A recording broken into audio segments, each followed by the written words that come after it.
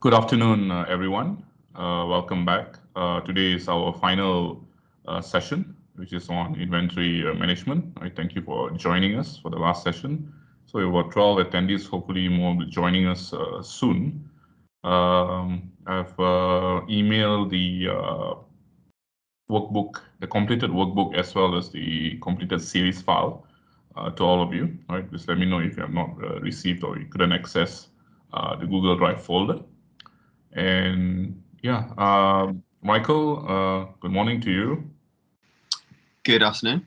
Yeah, so Michael, I was wondering if you could spend a few minutes with one of the participants from Putrajaya, who has actually developed an inventory for the past 8 years at this, which predates. So the methodology used in the inventory predates GPC. And I was wondering, so what you call, she intends to adopt the new of what she has learned during the past 7 sessions. So I was wondering maybe we could maybe we'll have her ask the questions maybe during the session. I don't know, before the break. What do you think, Michael? Yep, no, that sounds good. That's a critical question. How do you move on, and what do you do with your historical inventories? So I'm happy to have that discussion during today's session. Absolutely. Yeah, so we'll have that discussion sometime in Yes. between. Yeah. Okay. All right. Okay, we have 15 attendees. All right, Michael, I'll leave it in your good hands. Okay, lovely. Thank you very much, and good afternoon, and welcome back, everyone. This is our last session together, so thank you for bearing with me so far. It's been a lot of content, I know, and hopefully on Monday when we worked on Cirrus, you could see everything sort of coming together. And today, again, that's the purpose of today, is to really think about, we now know how we compile an inventory, but what do you do with the inventory and how do we manage its quality on an ongoing basis, including the question that was just asked. If you have historical inventories and you now want to use the GPC and Cirrus, how do you manage that? So we'll definitely answer that question in today's session. So today we're going to have a quick recap from Monday's session on Cirrus, and then we'll deep dive into Module H on inventory management. So first we'll recap. On Monday we went through the theory and the overview of Cirrus, the key features. I then gave you a demonstration of the features, and we started compiling data in the part A of the practical. We compiled data for stationary energy, for transportation, and for the waste sectors. And then you were given some homework to complete for a photo and IPPU, but also to go back to the first three sectors and adjust the data that I put in there to fit your own city boundary with your own data, which you've collated over the last couple of weeks. So hopefully you've had a chance to do that. I'm not going to check your work. This is for you. This is for you to practice Cirrus and to start to pull together your inventory. So I just want to make sure there's time for you to ask any questions that you may have having done the exercise. Please do find some time this week or next week. You have the answers again based on my inventory boundary. So you can always check the cells you've had to fill in. And obviously make sure you put your own data in rather than mine. This is your assignment, and if you've done that all sort of properly, you'd receive results that look like this. Again, these are my numbers. They'll be different for every city and different for every boundary you've chosen. But you have data for scope 1 and scope 2 for stationary and for transportation, scope 3 for waste, because the assumption we made was that all waste is treated out of boundary. And we then had some in-boundary IPPU based on product use, and a folio based upon that sample of livestock that I gave you. The GPC will then, the Cirrus file will then give you these results and aggregate them together by scope, by sector, by subsector, and also give you a series of graphs that you can tables that you can copy and paste to use within your own reports, for example. So there's quite a few useful summary charts in there. This is the one that's broken down by scope and by sector, and by basic, basic plus, and basic plus scope 3. Okay, so that said, let me just dive back into Cirrus. I'll open the Cirrus file quickly, and I just want to go through a few things with you. So here we go. That is Cirrus opened. Before I do this, though, I just want to pause to see if there is one about the practical on Monday, or even the homework exercise if you've had a chance to get around to doing that.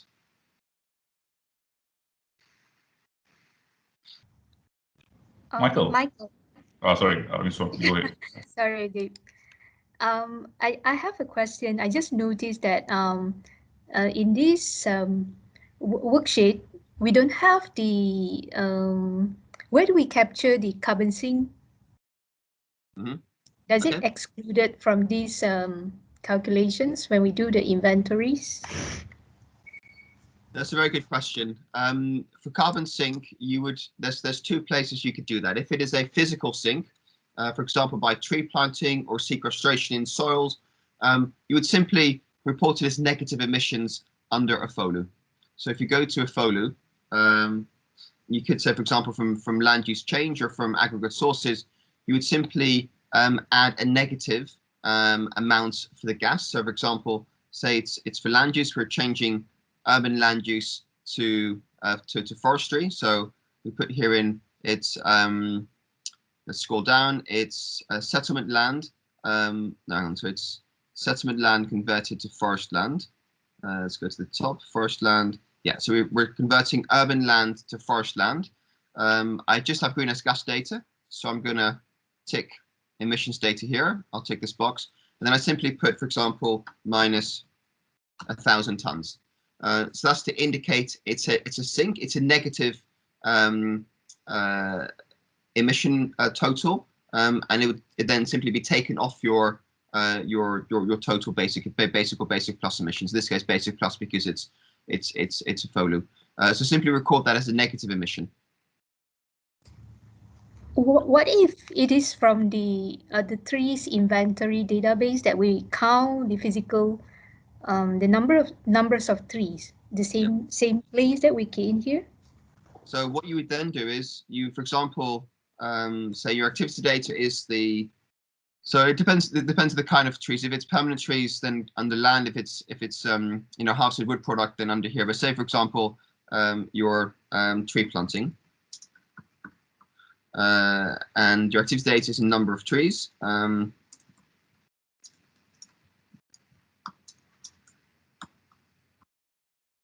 say you've planted 1 million trees. The unit is. Just get rid of this other. So click on other. Just get rid of this one. And we, for example, just put a number here, so indicate the number. We then would go back to the emission factor under setup. Remember, under setup is where we define the emission factors. And we would add one additional emission factor. So I add number 7 here. And I do, for example, tree planting, EF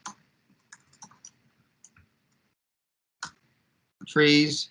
I do greenhouse gases. This will then just be carbon 4AR. This is tons per number of trees, or for example, say kilograms per number of trees. And I put, say, 0.2. So then I have to find an emission factor for the trees. I'm just going to make sure I put this as a negative. So it's minus 2 tons of CO2. But actually, sorry, and again, it depends. If it's a permanent tree, then it would be proper sequestration, so it comes under CO2. If it's part of a biogenic cycle and we're harvesting it again, then it's obviously biogenic carbon. We then go back to the inventory. We go back to a FOLU, and we select that emission factor from here. So again, I select the gases. In this case, it would just be CO2.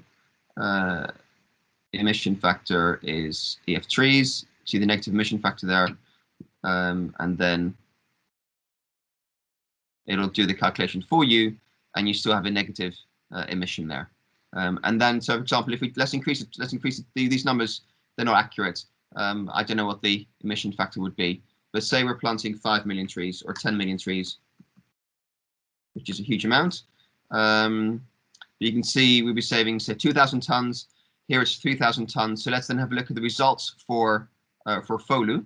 And if we go back to results, and we go to the overview, and we scroll down to a FOLU here at the bottom. Sorry, one mistake. So this is also important to remember. It's actually quite good that this mistake happened. I had selected initially there was a notation key there. Again, if you have a notation key, it overrides everything. So if I keep this notation key there, even if I have 10 rows of data, it'll pick up the notation key. So always make sure that you switch off, you delete your notation key first, because only then will it pick up the data.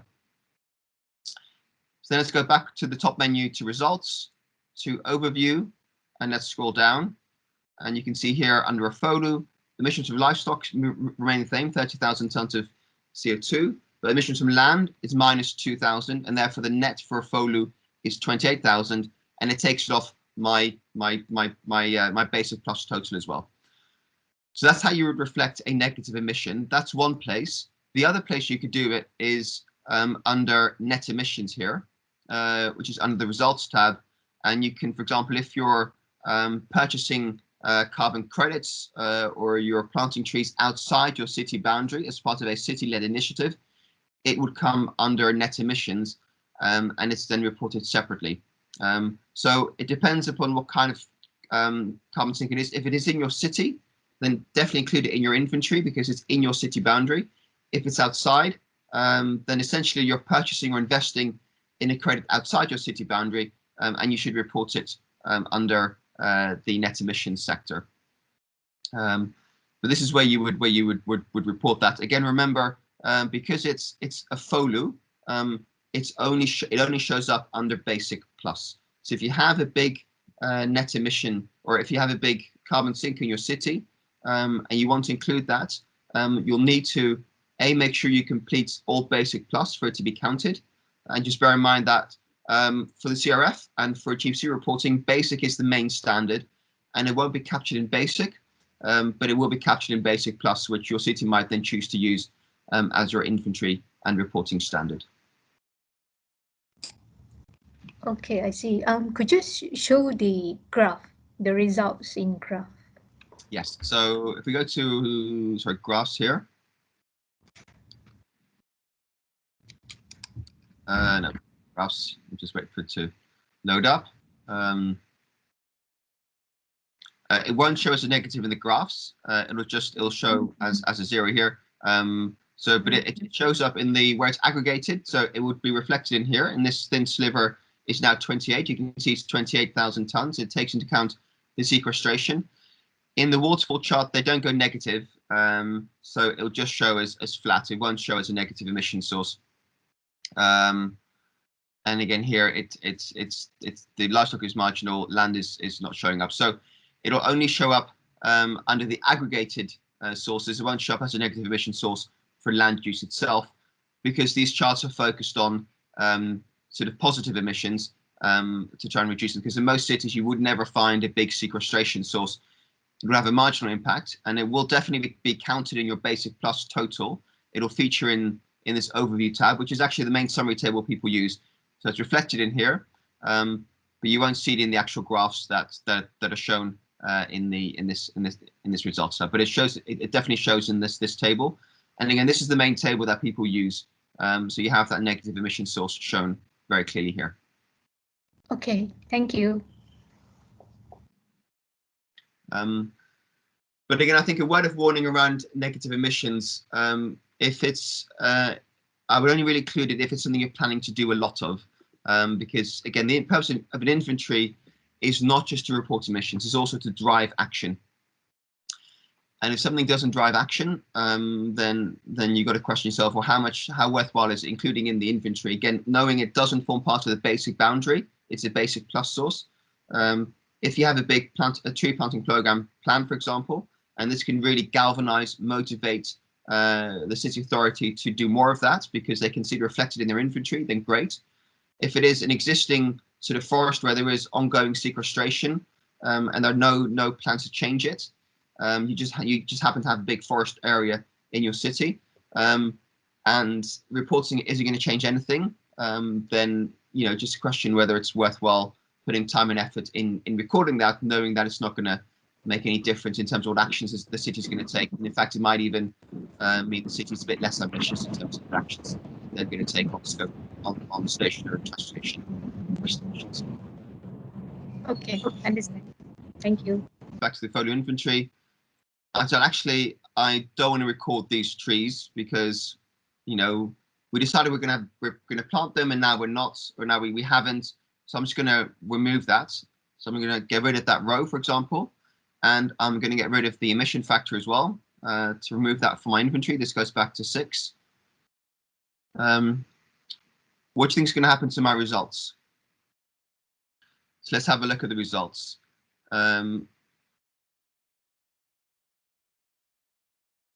And you'll see that they've been removed from these results. So, but the data will still show up. So if we go back then to the inventory, to folio here, the numbers are still recorded there. So just bear that in mind, that the numbers are still there. In this case, but they're not picked up. But it's always best if you decide to remove a row, clear the data. So delete this because it just makes it tidier. So before you remove a row, always try to clear the data. It just makes things much tidier. So let's clear that as well. And then hide it. So before you remove a row, hide it first because it will still be there. And so, for example, if I go here under the emission factor, you'll see the EF trees has been removed. But if we go back to here to setup, and we go back to emission factors, and we open this again to 7 or say 8, you'll see the data is still there. But it's always best to remove the data before you move on to another before you decide to remove a row. Always see the data and only then adjust the number of rows. Okay, so it shouldn't have an impact on your results, but it's just tidier and there's no hidden data. Particularly say if you open 20 rows, you have some data on the bottom row, that kind of gets lost in it, but it's still there in the system. So it's always best to make sure you delete any rows that you're not using. Before you hide the row, make sure you delete all the content associated with that row. Any further questions on Cirrus? Okay, that's great. So just remember again, there is full guidance within the Cirrus file. You've got the setup here on how to use it. You've got some summary of the GPC, the sectors, the scopes, the definitions, notation keys here as well. You've got all the conversion factors you might need. Again, sometimes you might need these before you put data into Cirrus, but you have here all the conversion factors you might need. They're all provided here in tabular format, and this is actually what the tool uses as well. But you can use these yourselves separately as well, rather than Googling or going online to find them. You can find them quickly here. And also when you go into the inventory, the first tab you see when you click on inventory is you've got a step-by-step guidance on what to select and when to enter data. So if you get lost, use these useful tabs which give you step-by-step information on how the tool works. And don't forget, you also have those videos I mentioned last time on the C40 Resource Center that will take you through Cirrus again on a step-by-step basis. The final thing to point out again is you've got these notes here at the end. This is free text for you to play around with, to maybe copy and paste raw data, to do some pre-calculations, and to make sure everything is kept in the same place. So to make sure all your information, all your notes, or your assumptions are kept in the same place. It's useful to use these 6 sheets you've got to just provide additional information or additional data, or some background calculations on scaling factors, for example, that you've applied. It's useful again to make sure they're contained in the same file, so that if staff do change or if you come back to this a year later, you know exactly what you've done and why you've done it. Michael, there's another question. So we are doing using the series to compile inventory for 1 year. So what happens if you want to do a new inventory for a new year? Do you have to use another series spreadsheet, or you can use the same spreadsheet? I would start with the same spreadsheet. I would just save it. Say your first one is called Cirrus My City 2017. Then simply save that as a separate file called Cirrus My City 2018, and then just update the activity data. Because more than likely the emission factors won't really change that much. Certainly for the primary fuels, your fossil fuels, they don't really change. Electricity will change, so you need to make sure you update that. But for most cases, they won't really change. Your activities, your sources pretty won't change either. You'll still have the same fuels being used. You might have more electric vehicles, for example, because they're increasing in number, but you still have diesel, petrol and gasoline for vehicles. You'll still have LPG, natural gas being used. So I would use the same file as a starting point, save it as a different file, and then simply update your activity data. I mean, check the activities. If they're still the same, don't change them. Update your activity data. Double check the emission factors. Are they still the same? And again, for primary fuels, for fossil fuels, they don't really change. It's only really electricity that changes. And then update that one. And maybe change a few, maybe update some data sources. But then the tool does everything for you. So it's definitely best to use your previous one as a starting point because the activities won't have changed that much. But make sure you do double check them. Actually, are there any new fuels being used? And then simply change the activity data because that's the main driver of change for your city. And that should then, rather than taking you maybe a week in year one to set everything up, this only take you a day or two to change the activity data. So that would be my recommendation. Use the same file, save it as a different version, and then simply just review the activities, review the emission factors, and then update the activity data according to the new numbers. And then you'll have a updated inventory that A is consistent with your previous inventory, very important, but it also is very quickly updated to reflect your latest emissions. Okay. That's a very good question. Any further questions on Cirrus before we move on? Okay, in that case, I will stop sharing and I'll go back to my presentation.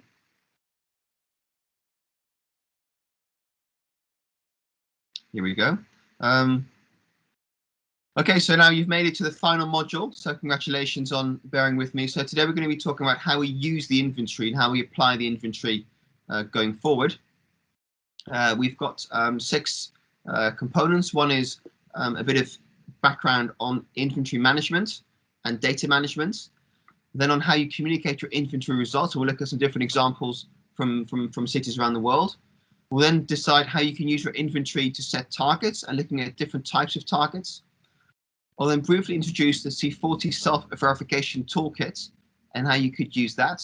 And finally, and again, pending time, just want to revisit your action plan, which you've been populating in the workbook as we've gone along, to really make sure you've got some identified actions to take next week, the week after that, to begin to compile, collate, and complete your inventory.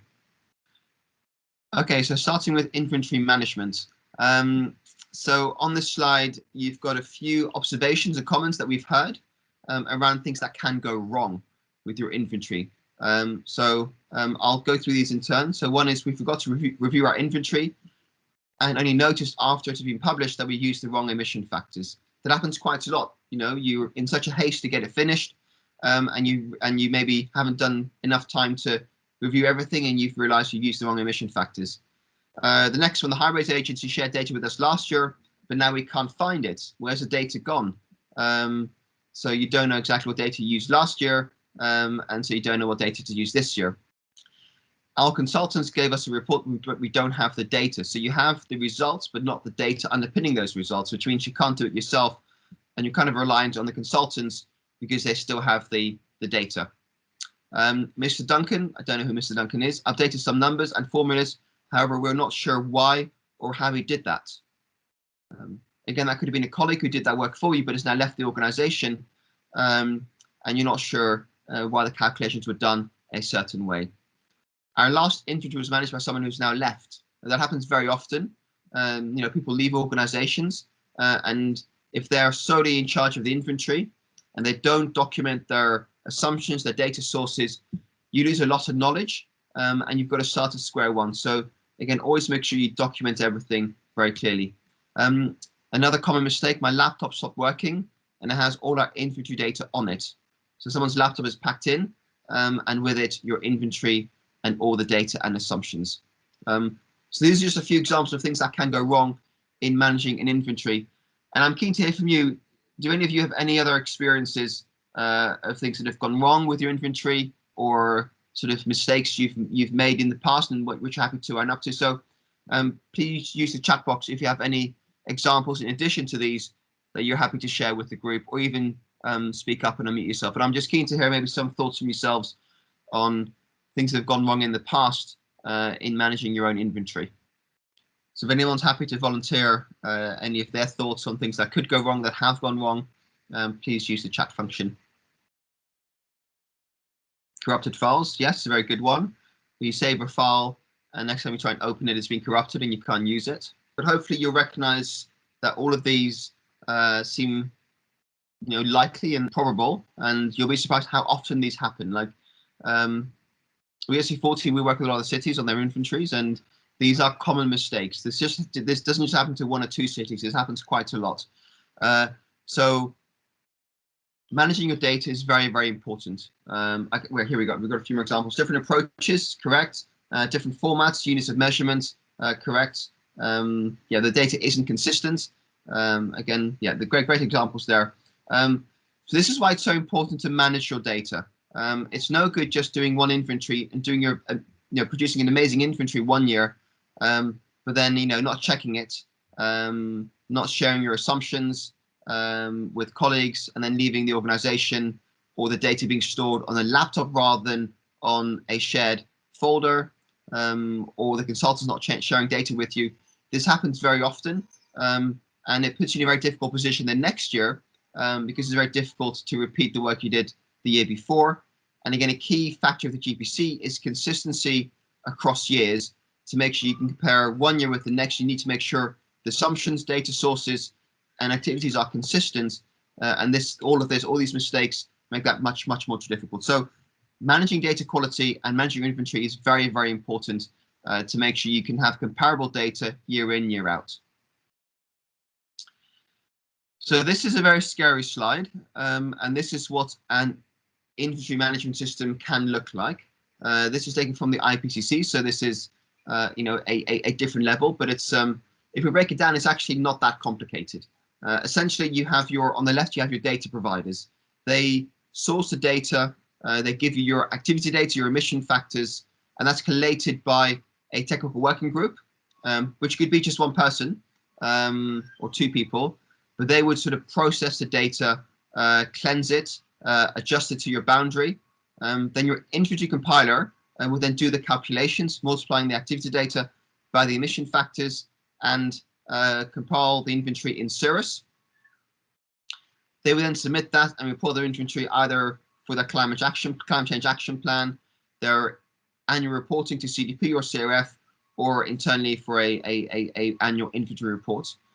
In addition, at the top, you've got staff supporting with reviewing, engagement, and communication, and there's this continual feedback from the users and from the inventory compilation team back to the data providers on how to improve your data collection procedures. But this is pretty much what a system looks like. And again, these are functions, not people. So it could be the same person working across multiple boxes, but it's important to recognize there are different steps in the process. There's a process for collecting data. There's a process for processing data. There's a process for calculating emissions. There's a process then for compiling the inventory, putting everything into Cirrus, and then for sharing the data. So that's really kind of the ecosystem of an inventory. And depending on your city, this may include a lot of people. It may include just a very small core team. But it's important to document your system and know who's responsible for which steps, to make sure there's no uncertainty around roles and responsibilities, and also it's very clear how that process works and who does what within that process. So there's 3 steps essentially. One is to identify all the individuals and organizations that should be involved. So you identify your core inventory team. Again, that could be one person, it could be a small team. You identify your data providers, so those that are kind of feeding into the data. You identify responsibilities, and you define approval processes. who authorizes the inventory, who decides which data sources to use, which emission factors to use, and which calculations to apply, which methodologies to apply. And they're also responsible for making sure you have these agreements with different teams to provide the data to you.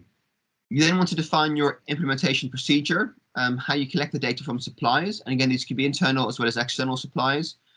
You have to agree timelines for collating the data and for producing your inventory. Define your data processing steps. Create a quality assurance and quality control plan. How are you going to check the data to make sure the data you get, it actually reflects what you need it to reflect? So how are you going to make sure the data is of a good enough quality, and who does that check? Who tells you, well, actually, that is good data, that is not so good data? And again, it's for you to decide, but it's important that within your city you define who is that person who checks the quality of the inventory, and who does a review and decides which data sources to use for your inventory. Then define a storage system. So where are you going to store your data? Where is it going to live? Is it living on a shared folder? In which shared folder? And where do I save this? Online, offline, etc. And create an improvement log, which is your action plan essentially on how to improve your inventory every year, to identify steps you can do to improve the quality, to improve the process and efficiency of compiling an inventory. And finally, your third step is to define what are your reporting objectives? What is the purpose of your inventory? Who are you reporting to? What are the outputs? And what are the deadlines? Is it CDP? Is it CRF? Is it your national government? Is it your stakeholders, your cities? So who you're reporting to and why, and what are those deadlines? So all key steps in defining your inventory management system. Again, what the data you'll need for your city, again, for a basic inventory, is your geographic boundary, your time span, the year, population data, GDP data, and a map of your area. You'll then need to know activities and emission factors by subsector, so for station energy, scope 1 and scope 2, for in-boundary travel, scope 1 and scope 2, for waste, scope 1 and scope 3, and you need emission factors covering gases for CO2, CH4, and N2O. So your inventory management system should cover these data sources. This is the data you need. Beyond that, you may collect additional data, but at a minimum, this is the data points that you'll need to collect to compile your GPC inventory. Then it's always useful to have a plan, to identify roles and responsibilities. On the left, we have the key roles that you should have within your city. And it's important to identify a lead person for each of these roles. And again, that could be the same person, as well as a co-lead, someone who can back up, support, but also be there in case someone leaves the organization, that you don't lose that knowledge, someone who knows what needs to happen. So you need someone who's a coordinator, who coordinates the process. You need someone who compiles the inventory, who gathers the data and does the multiplying by emission factors to get your emissions data. You need someone from a technical working group who oversees and coordinates the data collection process. So from the different departments, from waste, from energy, from housing, but also from the ministries and your national governments. You would also want a reviewer, someone who reviews your inventory before you publish it, just to make sure it all adds up and it's all correct. And then you may want a steering group of senior staff who then have overall responsibility for your inventory, who may not be so involved in the detail, but just really to help they can really help sort of make sure you get the access to the data you need, but also to discuss your findings and how you communicate your results. And it really helps to get senior level buy-in into your inventory if you have a steering group across different departments, to make sure there's shared ownership, but also shared interest and shared responsibility for your inventory. But as I mentioned, these could all be the same people. You could be the inventory compiler, you could be the inventory coordinator, you could be the working group, and you could be the reviewer. It's not ideal. It's best to have these roles separated by and taken up by different people. But if you're a small city, for example, you have limited resources, limited staff, it's fine for that to be the same person. But if it is, make sure you identify your different roles and you separate those different roles. So you do them separate from each other. And you do, say, for example, you're compiling the inventory, but you're also doing a review separately from that on a different day at a different time with a different mindset to make sure you still fulfill these roles, even if they're taken up by the same person or the same two people, for example. So it's important to think about the different roles you have and try and approach them differently. But I would always encourage you to set up a steering group to make sure you have that cross-organization buy-in, which makes it easier to get data from different departments. It makes it easier to get interest from senior management in terms of using the data, how you apply your inventory data, and how you communicate your results to others. So do think about these different roles and how they would apply within your city authority. Just a quick example from New York City. They update their inventory every March, and this involves defining roles and responsibilities for the inventory team, sending out data requests and building a timeline for the mid-December deadline. So by mid-December, they define the roles and responsibilities. They send out data requests and build a timeline for their inventory to make sure they have it complete by March. Obstacles such as data availability and agreeing contracts between different teams and consultants have often caused delays in the past. However, showing even a good plan, so a good inventory management plan, including contingencies, and that it can be challenging to deliver, should take account of these issues and allow you to manage and overcome. So start early, identify your barriers and your obstacles around data availability, working with different teams. But if you start early, define very clearly your roles and responsibilities, it makes it much easier to complete your inventory because everyone knows what their role is, and you started early and you've given everyone clear timelines rather than doing it in 1 week and expecting everyone to give you data last minute. Start early, set out a very clear timeline and define your roles and responsibilities, so not just for yourself, but also assign those to other teams to say you're responsible for providing this data, you do that, you find this emission factor, you're responsible for reviewing this at the last week of March, for example. So define all these steps, all the roles and timelines, makes it much easier for your colleagues to know what you're working towards and if they have a role to play in compiling your inventory. Okay, so that's on inventory management. Next, we're going to come on to data management. Before I do so, any questions on inventory management? Any questions on the different roles, the different responsibilities, the challenges in working with different teams? No? In that case, let's move on to data management. So this is now more around individual data points, not about the inventory as a whole, but how to get good data for waste, for transport, for stationary energy, as opposed to managing your overall inventory. So this is the biggest challenge you'll face, is finding the right data and getting hold of it, because there's loads of barriers in getting good data. So the first step is to do a review of available data and establish who holds that data that you might need. So identify the data that you need, what is available, and who has access to that data, which teams, which departments, which ministries, which agencies have that data.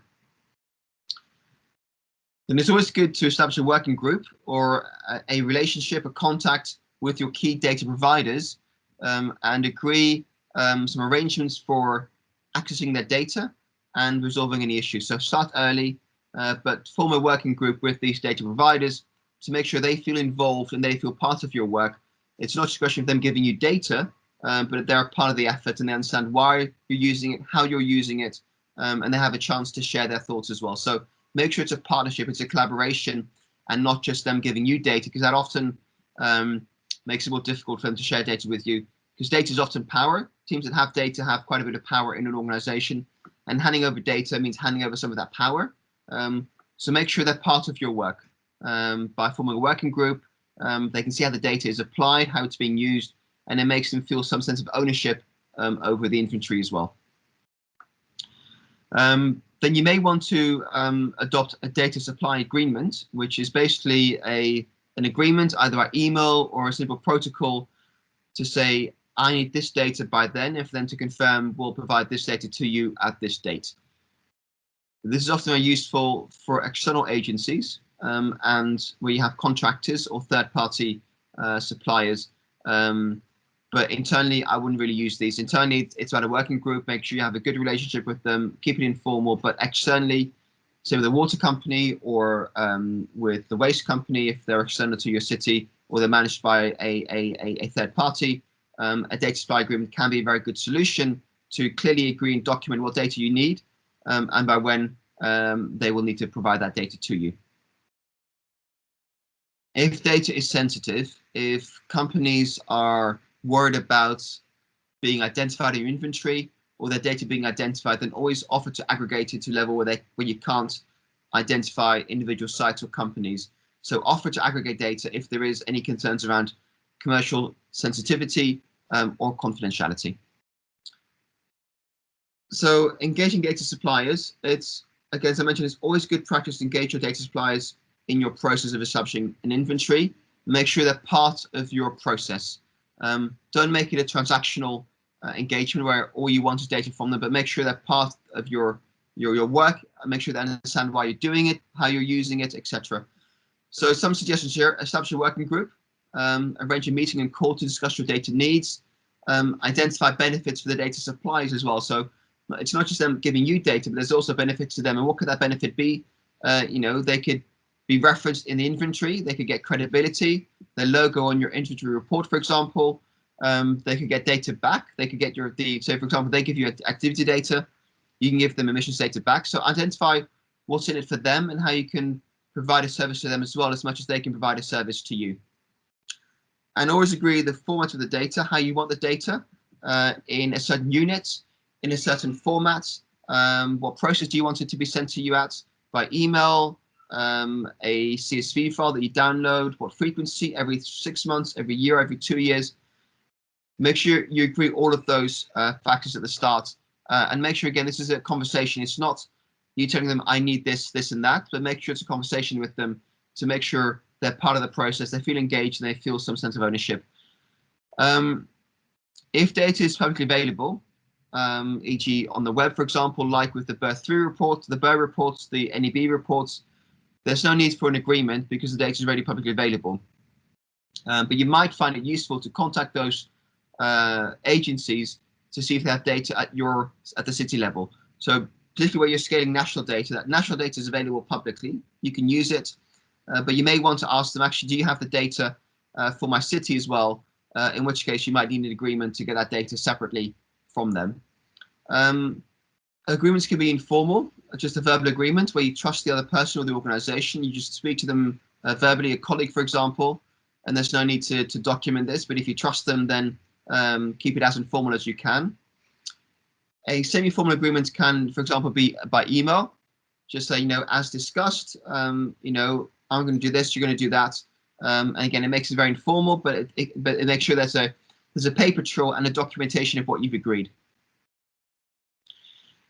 If you want to make it more formal, you can agree a data supply agreement or a memorandum of understanding, which is often used with third-party organizations like a water company, a waste agency, or someone else. And it may include, some kind of payment or some kind of quid pro quo arrangement, but you would then document that formally and have it signed by senior managers in your organization and in their organization. And the final one could be legal agreement or a contract, and this is maybe where you're purchasing the data, or where you have a contract with a company and you include this as an additional clause to make sure they share the data with you, and then it becomes a legal agreement. So different types of agreements, and you would need to adjust them based upon your relationship with them, and whether you think informal is the way to go, whether you think a more formal agreement would be more useful. So again, that's for you to decide based upon your relationships and your partners and your data needs as well. There's a question there around how do we verify the data that is supplied? Very good question. There's different things you could do there. One, you could simply trust them, and that's the easiest. If you feel it's coming from a credible source, a national government agency, then I would assume it's going to be verified already, and you can trust their data. Second thing is you can ask the data provider if they have verified the data, and if they have a third-party report, for example, that shows they've verified the data. So you can also ask the organization, have you checked the data? What assurances can you give me this is accurate and up-to-date data? You can also do verification yourself, and you could commission a consultancy to do that work for you, or you could do that yourself by simply just double checking the ballpark figure. So again, find a proxy city, find some data online, and just see, is it in the right ballpark? Like, are we talking about the same numbers? Is it in the thousands or in the tens of thousands or in the millions? So you can do that yourself just to see, actually, do these numbers roughly feel right? And that means you won't spend too much time going through the data in detail, but you're just giving yourself that assurance that you've actually, I've done a bit of a check. I've just checked they're in the right ballpark. The numbers make sense, but I don't need to make sure every number is correct, as long as the overall number feels and looks correct. But different options. The first thing, if it comes from a credible agency, then trust them. Secondly, you want to ask them, have you verified the data yourself? If they have, again, great. Maybe ask to see the reports. Or third option is to do that yourself, either by commissioning a consultant. If you're going to do that, you may as well commission a consultant to collate data for you anyway, or just ballpark the figure, do a simple calculation yourself, a back of envelope calculation, or find some proxy data, just to say, actually, is this in the right ballpark? Do the numbers seem right? And if it does, then assume the data is indeed correct. Okay, so then next up is documenting data, and this is from the GPC. It's very important to have a good system for documenting your data. And again, we talked before around what can happen if you don't manage your inventory. Data can get lost. You forget where it comes from. You're not sure if it's credible. Your files can get corrupted. So it's very important to have a clear system for documenting your data, saving it, making it accessible, to increase confidence in your inventory. So there's a quote here from the GPC. High quality, transparent documentation is important for credibility. If information isn't credible, or it fails to communicate to internal or external stakeholders, you won't have the value in your inventory that you need. So trusting your inventory is important, and that comes from being transparent and having a clear system for knowing where your data comes from and how your data has been compiled and manipulated. So very critical to have a good system for documenting your data. This is an example from Wellington in New Zealand, where they have a very clear system for documenting their data. So for example, they have the categories and bullet points stating all their assumptions, all their data sources, and that's just a separate file to their Cirrus file, but it's where they've documented everything. So if someone else comes in or wants someone to see where your data comes from, you have a file in place to show exactly what you did, why you did it, where the data came from, and that could be shared publicly online next to your inventory. It could be shared on request, or it could be shared internally. But it's important to document that, A, to make sure you have it documented, but also B, if someone does ask a question, having this in one place gives them confidence that you're capable and you have a robust system in place for managing your inventory data. This doesn't replace your reference in Cirrus, because you'll still need to document your assumptions and your methodologies in Cirrus. But it's always good practice to record more information and have that saved in a separate file as well, particularly for your own internal purposes. Again, Cirrus might be a public file. This will be your internal file, so it allows you to record more information than maybe Cirrus allows to be recorded. Okay, so now two key words: quality assurance and quality control. Both very important, often used interchangeably, but they do have very different meanings.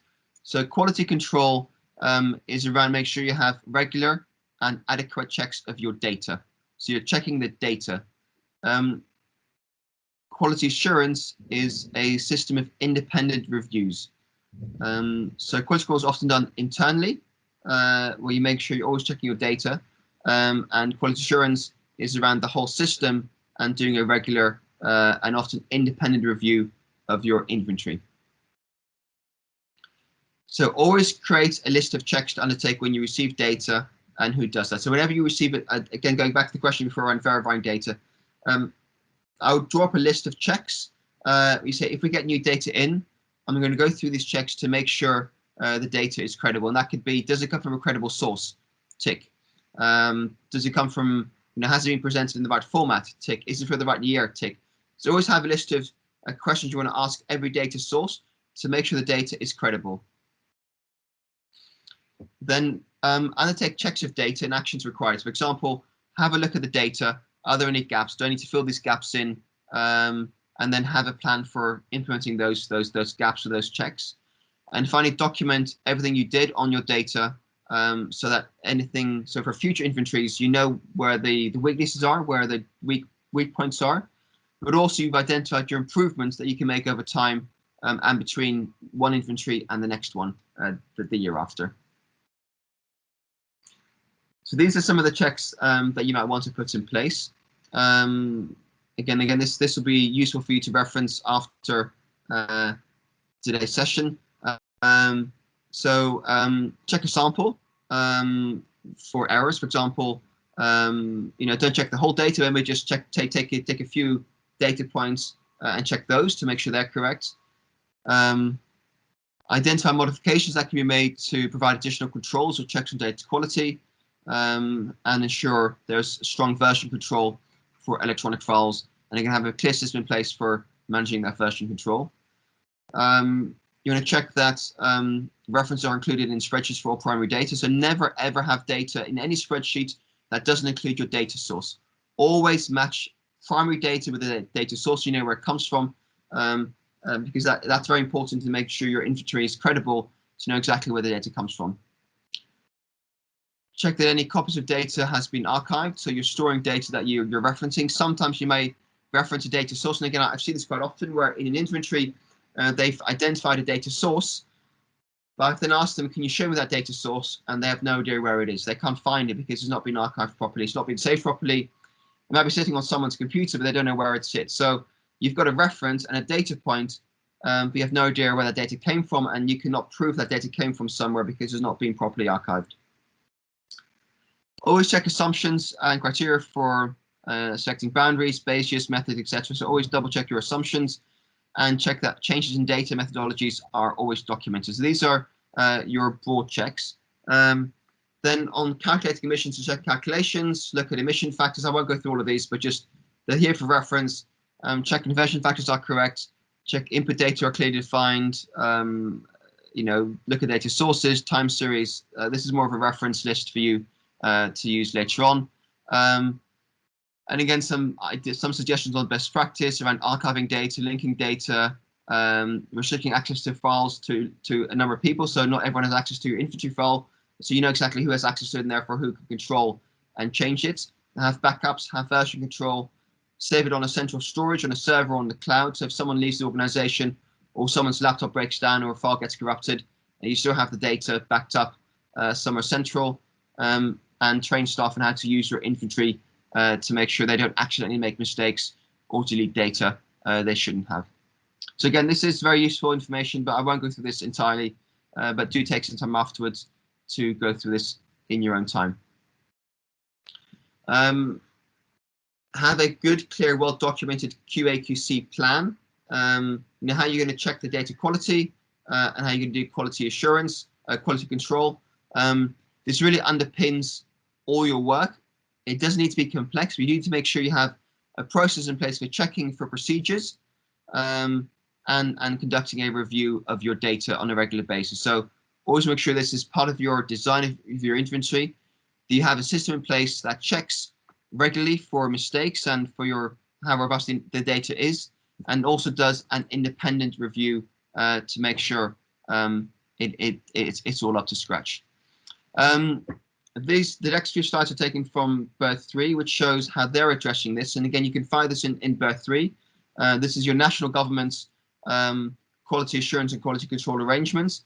And I thought it was actually quite good and quite clear.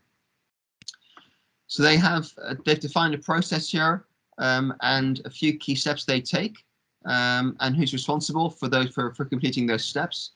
They've got a figure which describes their process.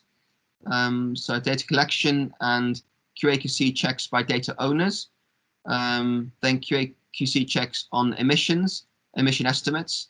Then we go to further checks by the inventory team and the experts. Then endorsements by Team TWG is a technical working group, feeding back into the sectors, and finally leading into endorsement to release the data and to share that data. So again, a useful diagram here. And there's also a table there on the different roles. So again, on the right, you've got the responsibilities, you've got the compilers, the ministry, etc. You've got the procedures, and you've got the tasks. So again, have a look at this table. This is table 2.3 in BER 3, which lists all the different tasks involved in the QA/QC procedures for your national inventory. You may want to adopt some of these steps as well for your own inventory that you use yourself. But very important to double check your data and make sure there's a system in place that protects and ensures the integrity of your inventory, both for yourself as a city authority managing your inventory, but also for the public who need confidence in the data and want to make sure there are reviews and checks in place that data they see is indeed correct and accurate and reflects the emissions taking place in your city. So that completes our section on data management. Any questions on this?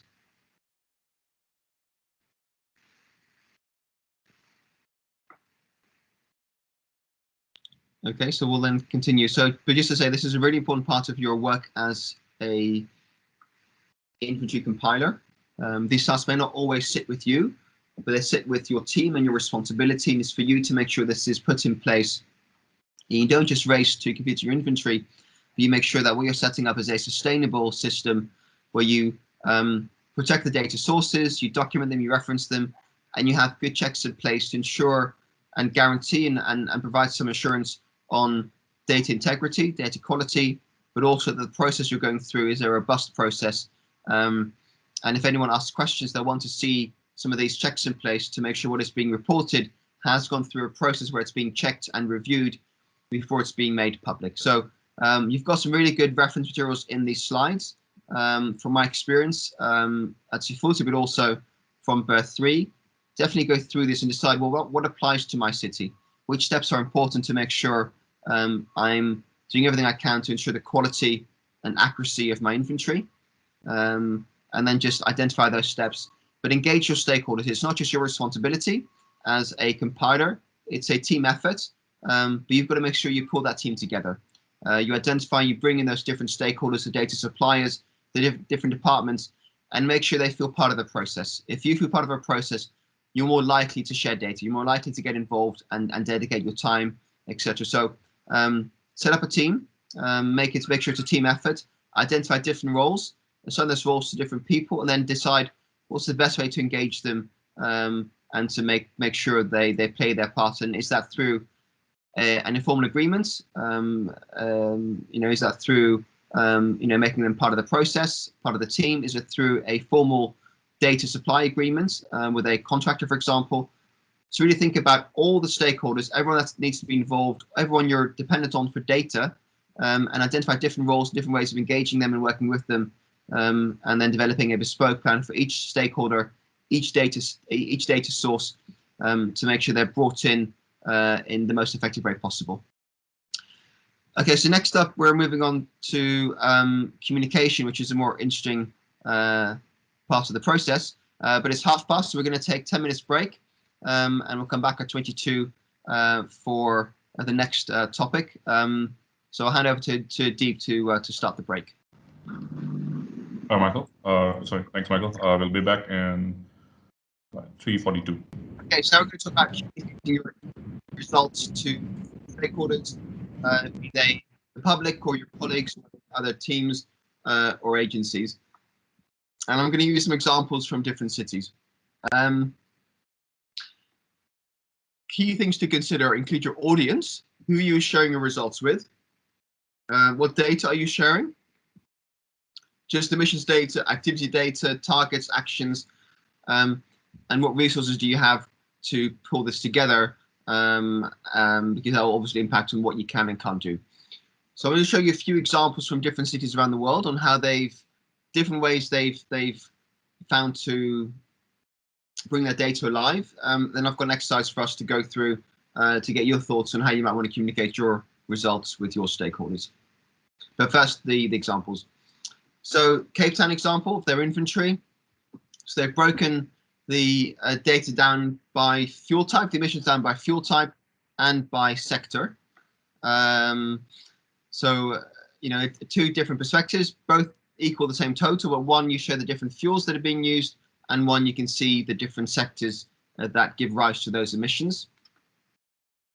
In this case, mostly it's emissions from electricity, and again, mostly from residential and commercial buildings make up half of their emissions total. So this is Cape Town, emissions both by source and by sector. This is New York City, and they've sort of shown their historical emissions on the left, the dark grey, and then done a forecast by different sectors as well. So they're showing their historical timeline, their time series, with their forecast on how those emissions are likely to change and their targets going into the future. They've also done an energy flow chart, and this is quite a complicated chart, but essentially it shows how fuels and the volume of fuels, the energy, translate into emissions for different sectors. So on the left, you've got the main fuels, natural gas, nuclear, petroleum, and other fuels. They then flow into the middle chart, which then converts the thermal energy units into CO2, and then they go into the different sectors. So you have some of the natural gas going to residential buildings, some going to commercial buildings, some of the gas are going into electricity, some of that going to residential buildings and commercial buildings and industry, and most of the petroleum going into on-road transportation. So what it seems like a fairly complicated chart with lots of flows, but it just simply converts the fuels into emissions, and then finally into the sector where those emissions arise. London, they've done a heat map, for example. This is not their full inventory, but they've done a heat map to show how much heat is used per square kilometre in the different parts of the city.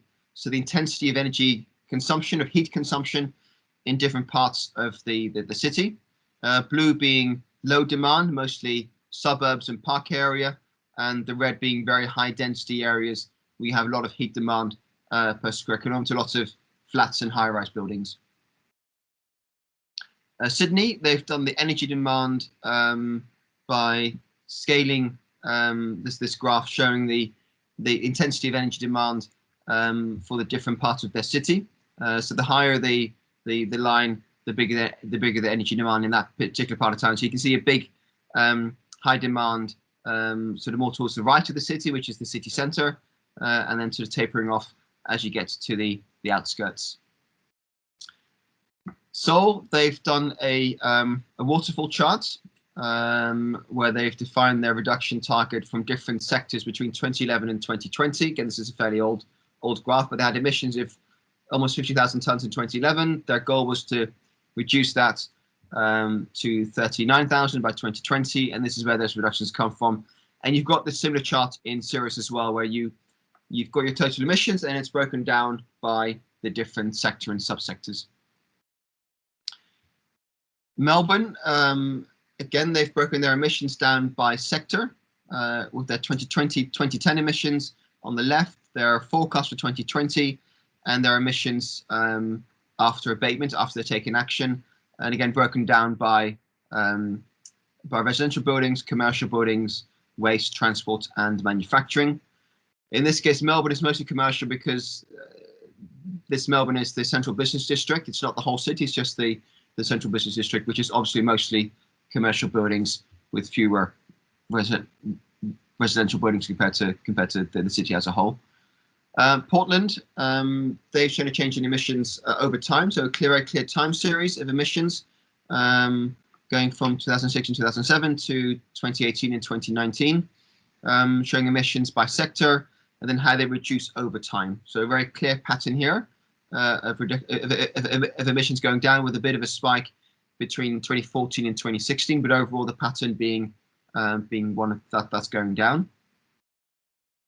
And there were a few years missing, and they've included these simply by interpolating those emissions. So these ones where they missed data for some reason, but they've indicated those by just interpolating what the value should be, and including them using those grey columns. Okay, so a few examples here. what I want to do next is do a quick exercise with you to ask you a few key questions. Who do you think your audience would be for your inventory? What are the key messages you would like to get across to that audience? What media would you like to use for that? Is that online? Is that in print? Is that a leaflet? Is that an email message, a newsletter by email, for example? What format? You know, is it a blog? Is it a story? Is it a press release? Is it an official report? Is it an update report? And who is going to be doing that? So who's the person in your organization who's going to be putting this all together? So we're going to do this on Menti. So if you can go back to Menti again and use the code 49485008, and we'll answer these questions by through Menti instead. So I'm going to share my screen. I'm going to swap my screen from this to the Menti. So if you can all go to menti.com and code 49485008. And in the meantime, I'll stop sharing this and I'll start sharing my Menti screen. And again, as always, please give me a heart once you've had a chance to log in so I can see that you're there. And let me just move these on my screen. Perfect. Okay, so menti.com 49485008. And then give yourself a name if you're being asked to do that. If not, then we'll come back to it later. So we're going to do today 3 exercises in Menti. The first is on how you communicate your inventory results. And what I'd like you to do is simply answer the question. You can answer the question once, you can answer the question 5 times, and then you will see your results pop up on the screen. But I'm just keen to understand from you your thoughts around who you might communicate to and how you might communicate your inventory results. Okay, so question 1 is, who is your audience? So who would you be communicating your results to? So please, on your screen, if you can just type in some answers, some suggestions on who your audience would be, and those answers should pop up on the screen so you can all see them, and then please add additional thoughts as you get them. So 1 is the general public, national government, investors, policymakers, industry, city residents, decision makers, internal departments, again, policymakers, agencies, businesses, local authorities, the public. And we're scrolling down because they're coming in. Government agencies, private sectors, schools, academics, other cities, city councils, industry players. Great. The mayor, obviously, yes, very good. Don't want to forget about the mayor. Let's see what else we have. NGOs, correct. You know, C40, ICLI, CDP, GCOM, they're all key stakeholders. Okay, so I think one thing you politicians, absolutely, councillors, either national or either local or regional or national politicians. So I think the key thing to realize here is there are many stakeholders. It isn't just the public. It isn't just your mayor. It isn't just you know, policymakers. There's a very broad range of audiences here, and it will depend upon your city. But the key thing to notice here is it's good to reach out to a broad audience and not just narrow your communication to a particular audience, because your message will depend upon your audience. So this is really good. I'm really glad we've got so many suggestions. So do realize you have a very wide audience, a lot of interest in this from NGOs, from other cities, from other organizations, professional bodies as well, from government agencies. So do bear that in mind when you start to design your messaging and your communication, because each of these stakeholders might need a different message and a different way of having their data presented to them. Super. Okay, so moving on to the next question, and that's, what are your key messages? And obviously you don't know your results yet, but what would some of your key messages be that you want to get across to those different audiences?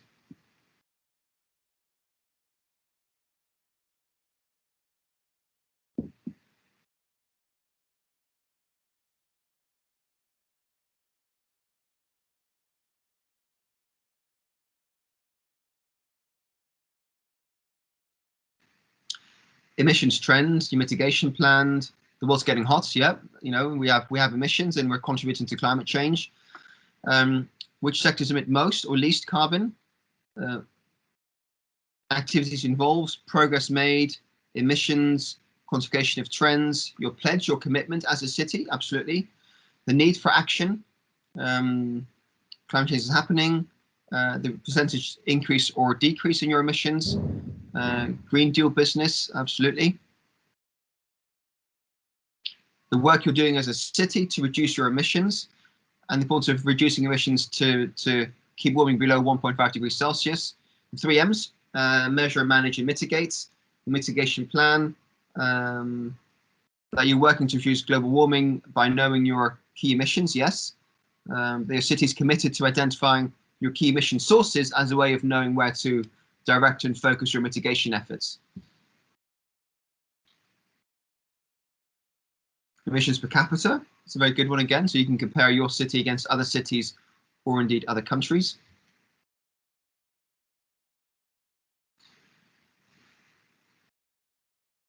Emissions intensity by GDP or other factors, yes. Got a few more coming in. Pollution sources, again, where are the main emissions coming from and how can you rectify and reduce those emissions? Great, so this is really good.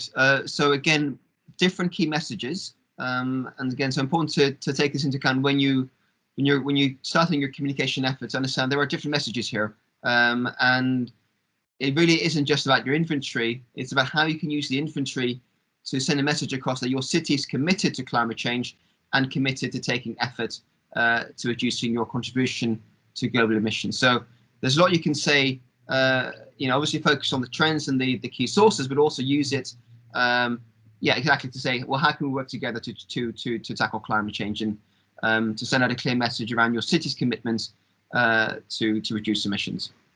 Super. Okay, next slide. What media would you like to use? So again, this is print, online, newspapers,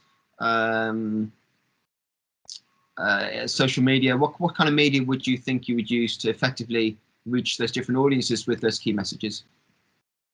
And if you have any specific examples, like a particular newspaper or a newsletter or a website or a particular preference of social media, then the more detailed, the better.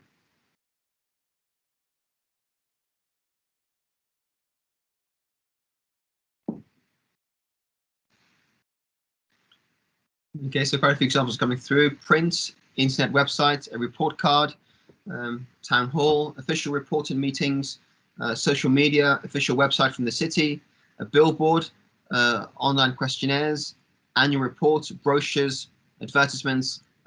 Great, so a lot of different examples there around different media that you can choose from.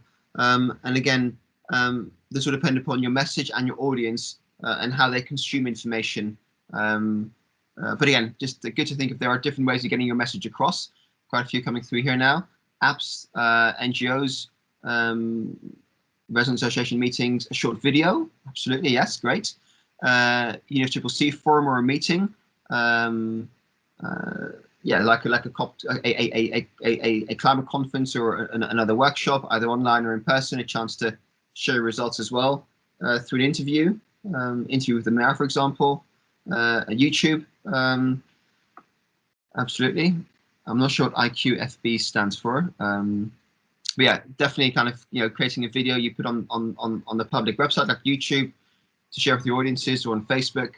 I guess that's what FB means. And sorry, IG, Instagram. Yes, great. Thanks. Yeah, so think of different ways to engage with your audience. And again, some people will just look at social media. Others will read the more traditional news sites. Others will really follow the city and all their publications very closely. Others will maybe attend a seminar or a meeting. So definitely think about, looking at different media you can use to get the message across and reach those different audiences, because often and increasingly, people tend to consume a very narrow range of media. And if you just focus on one, you might miss out a demographic that just looks at other sources, for example. And again, professional bodies. And that also depends if you want to engage with a more professional sort of stakeholder group and get their feedback and make sure they know what you're doing. Then pick your publications carefully. Okay, so next question. The format. So what is it? How do you want to get the message across? For example, is this a blog or a press release, infographics? Great. What's the best format and the best design to get these messages across?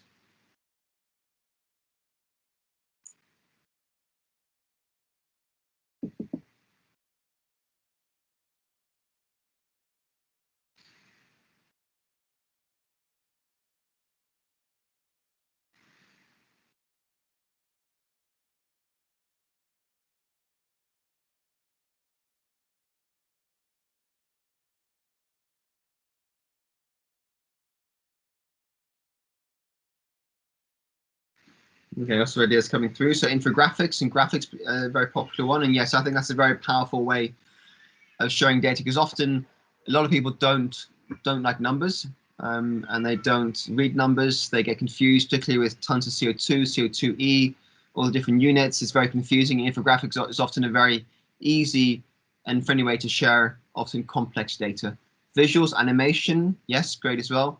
A simple slide, a summary slide, official reports, a report, summary in a table, a star rating to indicate progress. Again, a very good way of capturing progress in a very simple format. Comics for the public. Yes, you can kind of make it more engaging and more fun. Again, maybe that might more appeal to a younger audience. 3D modeling, like I showed you for example for Sydney, makes it much more interesting. TikTok, absolutely. Short videos that kind of make it fun and might be a good way to engage with a different demographic, a different audience. Emissions mapping, pictures, internet meme that can go viral.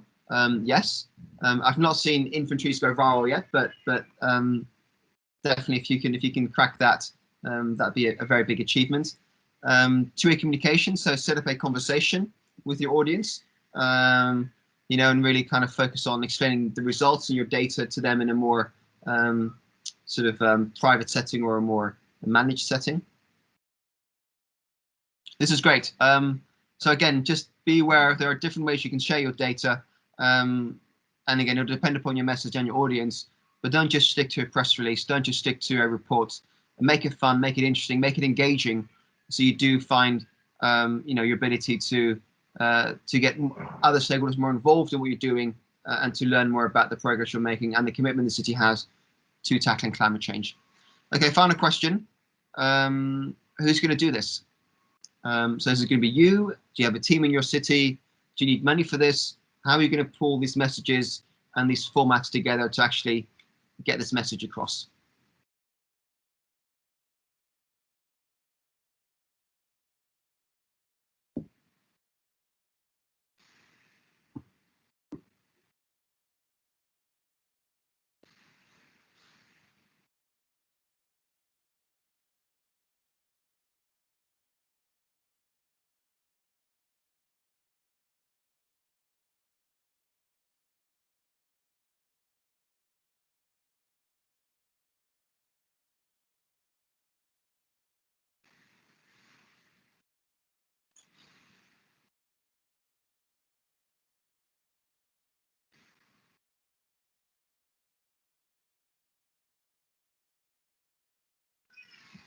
Okay, some great suggestions here. A comms team, a project team, an in-house project team, LCC team engagement with the stakeholders, consultant, policymakers, MGTC, smart and low carbon city team, a PC by mayor. Some of these synonyms or these acronyms I'm not familiar with, but I'm sure you are, and that's the important thing.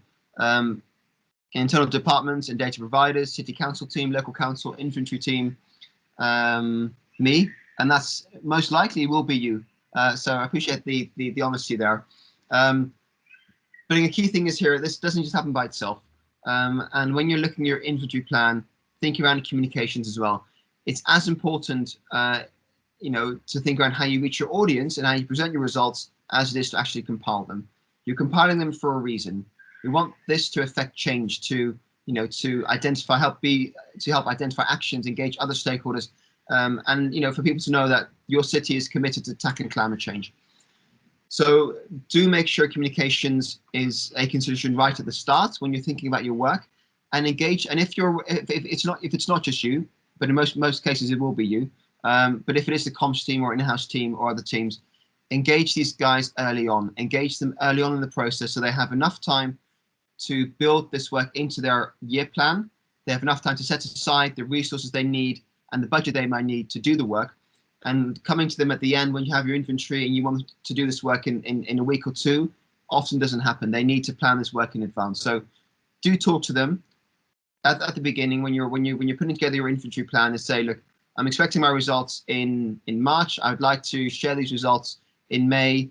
Can you put aside some time in April to help me produce some communications, and then work with them, support them, for you to advise them, inform them, this is the key message, these are my audiences, I'd like, I've seen this infographic from this city, I'd like that, can you do something similar?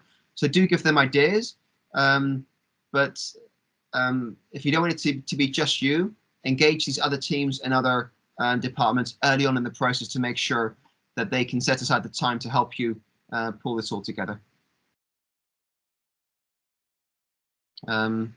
Okay, brilliant. Okay, so that's the end of that exercise for now. So I'm going to go back to my slide deck, and we'll come back to Menti a bit later on. So any comments or questions on the communications bit?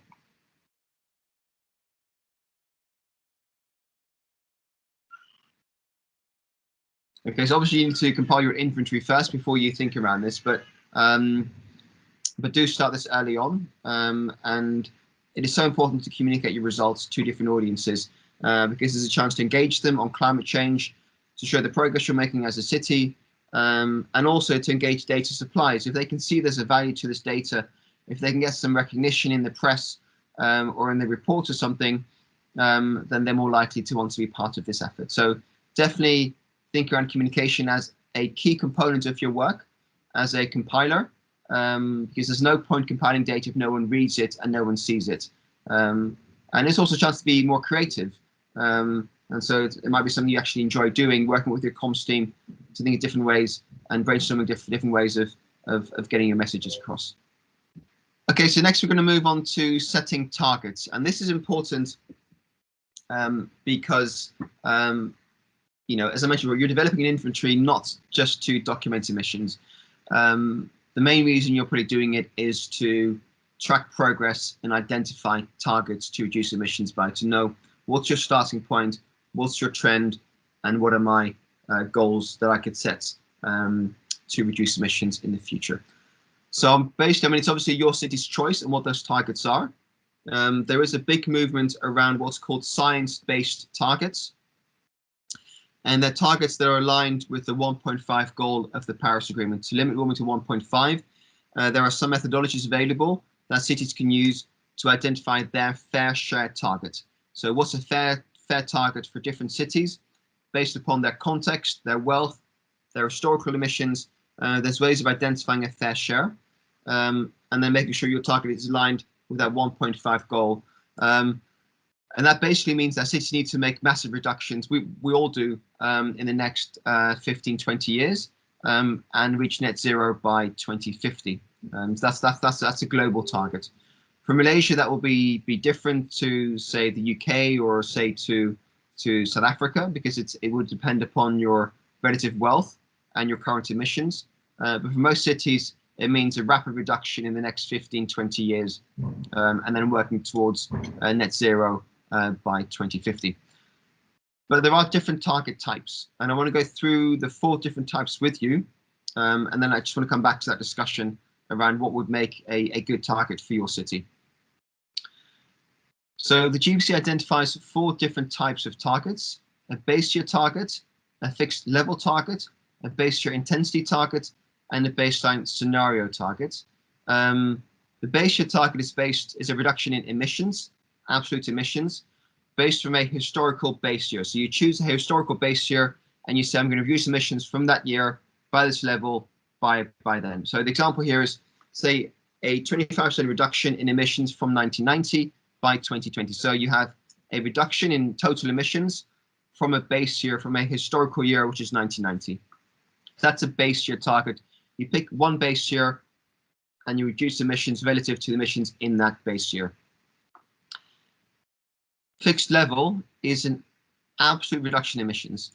So for example, net zero emissions by 2050 means zero emissions by 2050. There's no need to have a base year because the reductions are going to zero anyway. It's an absolute reduction in emissions. And it could also be, for example, we're going to reduce it by 5 million tons. There's no reference to a base year. It's not a percentage, but it is a fixed quantity, either zero or a fixed quantity of emissions. Base year intensity is a reduction in an emissions intensity, like emissions per capita or emissions per GDP. So you're reducing emissions per capita according to a historical base year. The example given here is, say, for example, 40% reduction in emissions per capita by 2020 compared to per capita in 1990. So you're reducing emissions, not absolute, but relative to an intensity factor like population or GDP. This means, for example, that if your population is increasing, your emissions could still increase, but on average per person, they're reducing. And finally, baseline scenario.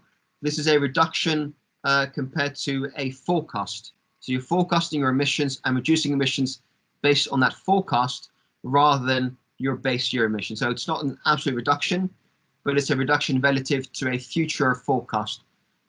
The example here is 30% reduction from business as usual emissions in 2020. So again, this number is a bit out of date now, but say in 2015 you forecasted your emissions and you're saying rather than reducing from the base year, I'm going to reduce from the forecast.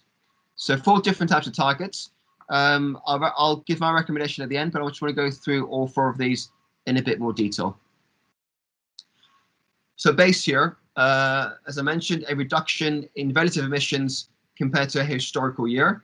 So in this case, we have base year in green, the target year in blue, and it's a reduction relative to your base year. So it is a actual reduction in emissions, but it's a percentage from your base year. And this is actually the most common type of target that you find around.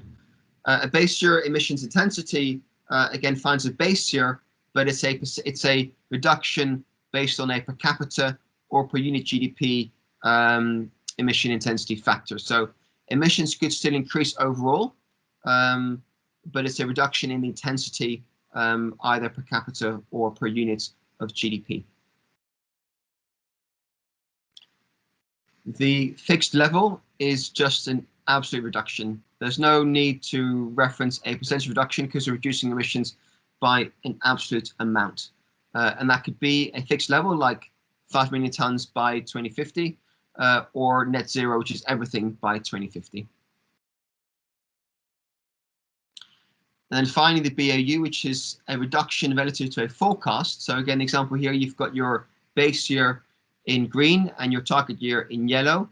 And the reduction is based upon a reduction from your forecast, which is the sort of grey dotted line. You're forecasting your emissions to increase, and your reduction is relative to your forecast and not to your starting point. So emissions in this case is often used by countries that want to increase their emissions but present a reduction. So the reduction is relative to what it would have been in the absence of any action, for example. So these are your 4 different target types. Here are some examples. Melbourne, Australia, they've done 100% reduction target by 2020. Boston, 100% by 2050. Those are fixed level targets. Oslo, Norway, had a target of 50% by 2020 from 1990 and 95% by 2050. A city in Tanzania, 6% by 2050, based upon a business as usual forecast. So they forecasted their emissions to 2050 and said, based on our forecast, we're going to reduce them by 60%. Say for Cape Town, based on a business as usual forecast. Kampala, again, also emissions forecast for 2030, and Hong Kong based it on emissions intensity. So they said, we're going to reduce emissions by 65% on a per capita basis by 2030. The different types of targets here used by different cities. The process you would go through, one would be to prepare, understand the needs and opportunities to reduce emissions in your city, define the target boundary, what's the area, the emission sources, greenhouse gas covered by the target, and in most cases that should be the same boundary as your inventory, so your GPC inventory. Choose your target type, a base year, intensity target, scenario target, or fixed level, and then set the target time frame, a target year, and the base year, and then define your level of ambition. So what's the percentage reduction or the absolute reduction in emissions by particular periods of time? So those would be your steps you would go through to define your targets. So I'm going to go back to the 4 different target types that we have here, and just share my own opinion on what makes a good target. So the GPC was published in 2014. Since then, we've had the Paris Agreement, and we know a lot more about the level of reductions that need to happen to limit warming to 1.5 degrees Celsius overall. So whereas before, cities did tend to choose between these different targets, and often Global North would choose a base year, Global South would use a baseline scenario, and Chinese cities would use an intensity target. That was your sort of typical division of targets. Knowing that we need to make rapid reductions in the next 10-15 years, and the need to achieve net zero by 2050, this landscape has kind of changed. And most organizations or most NGOs and initiatives like the Race to Zero, like GCOM, like C40, ICLEI, are now calling for all cities to set a net zero target by 2050 as the absolute minimum level of ambition they should be setting. So net zero by 2050 is what people are converting to or converging on as the ambition for all cities, all organizations to achieve net zero by 2050. To get there, we need to make rapid reductions in the meantime, and particularly for wealthier cities, they need to make those reductions very quickly. For cities in the global south and developing cities, they should be allowed to continue increasing their emissions for a period of time before they too need to make rapid reductions to allow their economies to grow and develop before being expected to make reductions as well. Malaysia is a relatively wealthy country in a global context, so for a country like Malaysia and cities in Malaysia, there would be an expectation, if you're following a science-based approach, if you're following the fair share approach of sharing the emissions burden across different cities and countries, Malaysia would be one of the wealthier nations in the world, particularly in Asia and the global south, and would be expected to set base year targets for 2030, 2040, and then having this fixed level target for 2050 of net zero emissions by 2050. So that's for you to consider. It's not for me to tell you what your target should be, but for most international initiatives and campaigns, cities are now being asked to commit to a science-based target, to commit to net zero by 2050 and an ambitious reduction by 2030 or 2040, again, depending upon your development status. But for Malaysia, with a fairly high GDP within your region, GDP per capita, there'll be an expectation to record reductions by 2030 and 2040. So my recommendation for you would be to look at a base year target, to have a look at some of the science-based work that is happening out there, and to adjust your target based upon that literature. And if you have a look at the Race to Zero initiative, which is a big initiative where asking cities to commit to this level of ambition, there'll be guidance on what targets to set. But these are the 4 targets set out in the GPC. I would strongly encourage you to only consider those first 2, base year for 2030 and 2040, or any interim years, and a fixed level for 2050. Any questions on that before we move on to a Menti exercise? We have a question from Dan.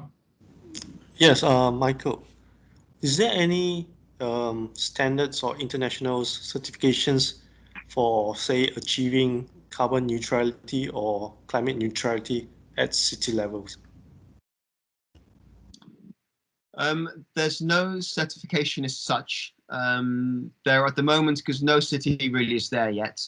There is a sort of certification for setting those targets. So there's something called the Race to Zero, and the which essentially asks you to set those ambitious targets, and if you do, you get recognised as a city that is part of Race to Zero. So whilst there's no certification for having achieved that, because no one's achieved that yet, there is a certification or a membership for setting those targets, and it allows you access to that privileged group and to have that commitment recognised internationally by other organisations, other cities, and indeed sort of global stakeholders. So no to a certificate for having achieved it, but yes to a certificate or recognition that your city's made that commitment. Michael, in the GPC context, net zero emissions, does it include scope 3 emission as well?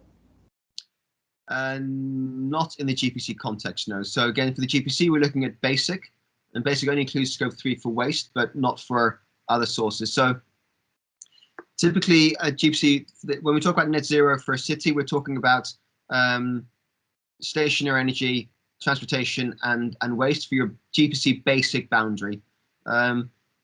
If you wanted to include additional sources, you can. Again, it's for you to decide your boundary. But for the international activities and initiatives, it is quite often based upon your basic boundary. So looking at your stationary emissions, your transportation, as well as your waste emissions. If you want to include scope 3, you need to do so for the full basic plus boundary. So then if you do it for basic plus, and any additional sources you include in that, you need to do so on a consistent basis. What they don't want you to do is to be flexible, is to include just some scope 3 sources where you can record a reduction and not others. So you're kind of picking and choosing and manipulating your boundary to fit a particular purpose. So for the international initiatives, it is either basic or basic plus to make sure there is a consistent and whole boundary. But beyond that, you can choose what you want to include yourself. But for international reporting, it has to be either basic or basic plus. Thanks, Michael. Michael, is there an international definition of net zero emissions? You know, what qualifies a city that has achieved net zero emission?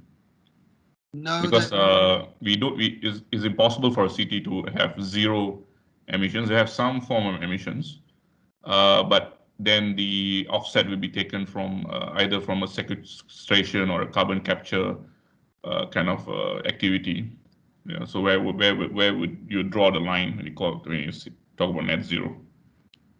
This is where there isn't actually that much guidance yet for cities. So this is an area of growth, and there's not that much definition on defining what makes net zero, but it's assumed to be where you have credible reductions in your city boundaries. So this is either through this is not about buying credits. I think there's greater recognition that credits aren't the way out of this, and it would favour richer countries who can afford the credits more than poorer countries. Yeah.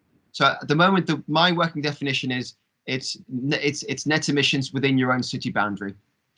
So that could be through forestation, it could be through other sequestration, or it could be through investing and very heavily in low carbon and energy sources.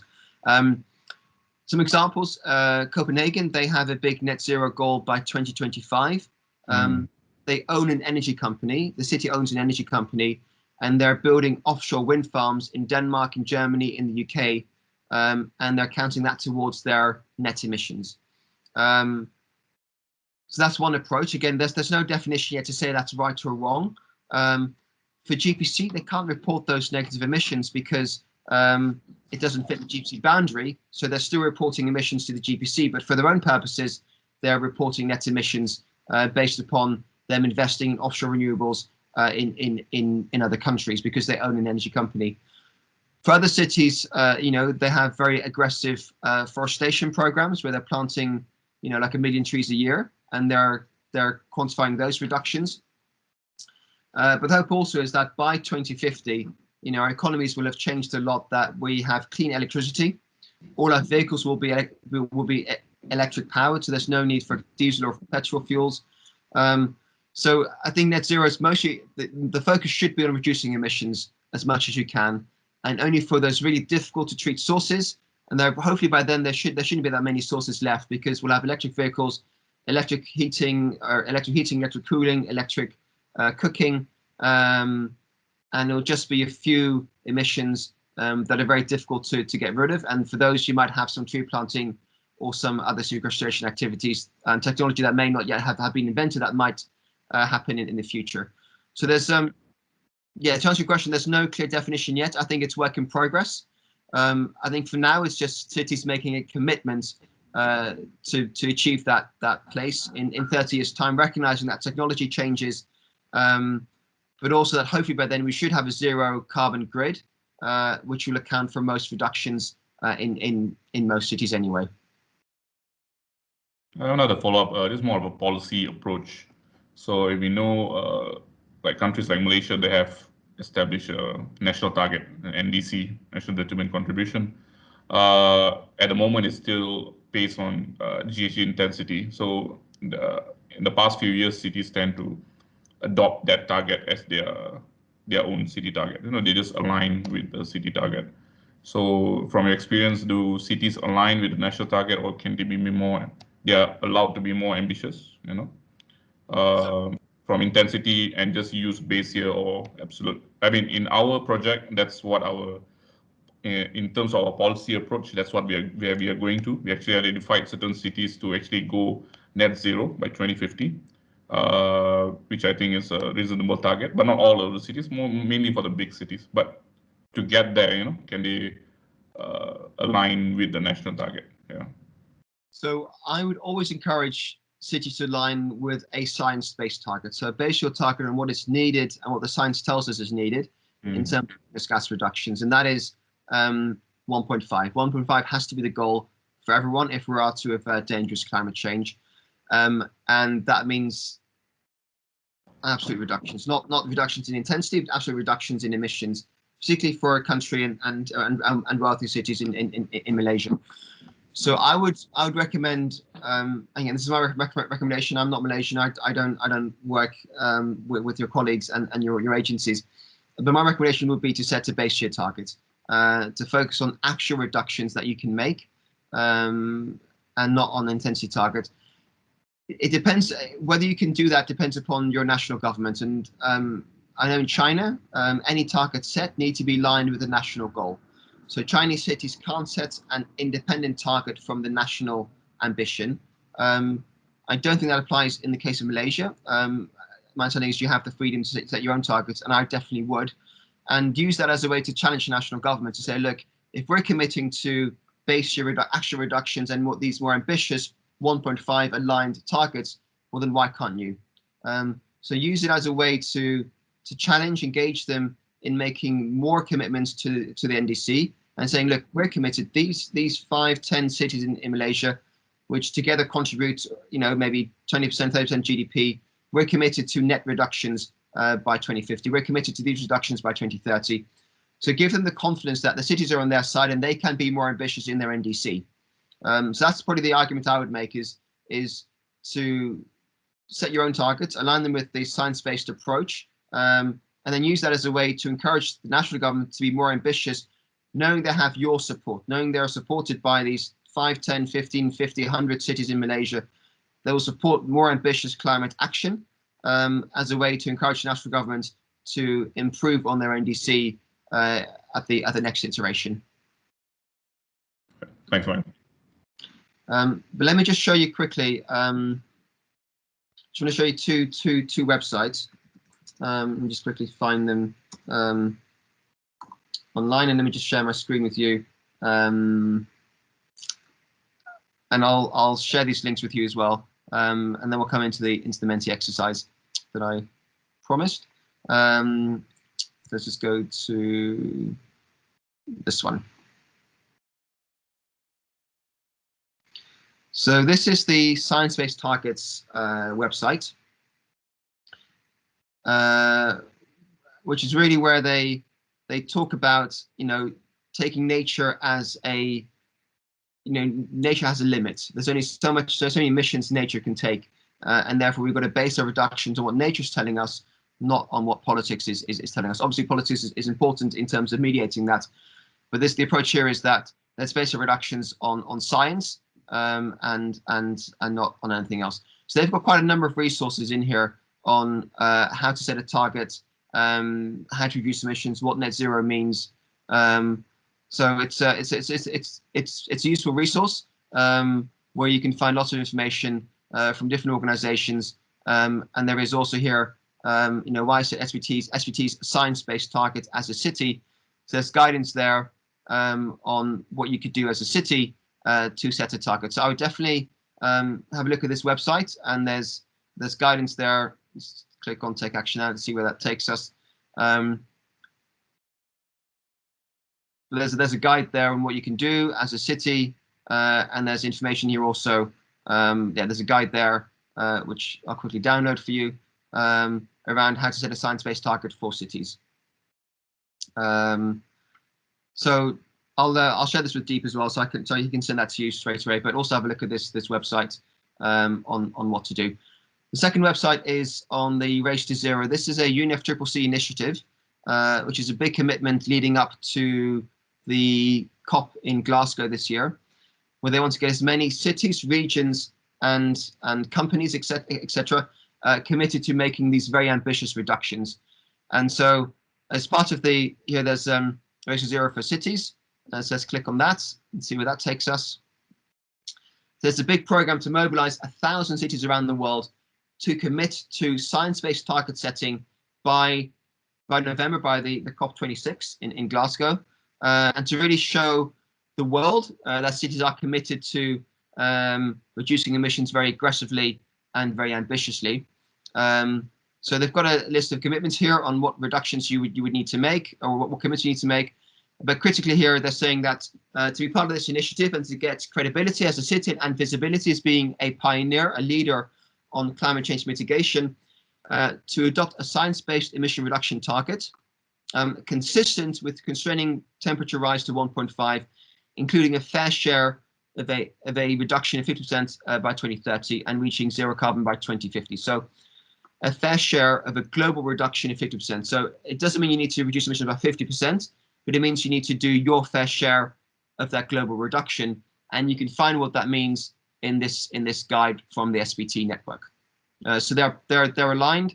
So I'll share these links both with you. But definitely have a look at both, because they're very useful in understanding the bigger picture, the more political context, the global effort going on around cities, and also will tell you, give you three methodologies. The guide gives you three methodologies on how to define a fair shared target formulation cities for your city, based upon HDI, GDP, population, etc.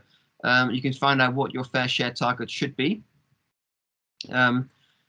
C40's worked with Kuala Lumpur on defining their fair share target. So again, that's something maybe KL could share with you as well.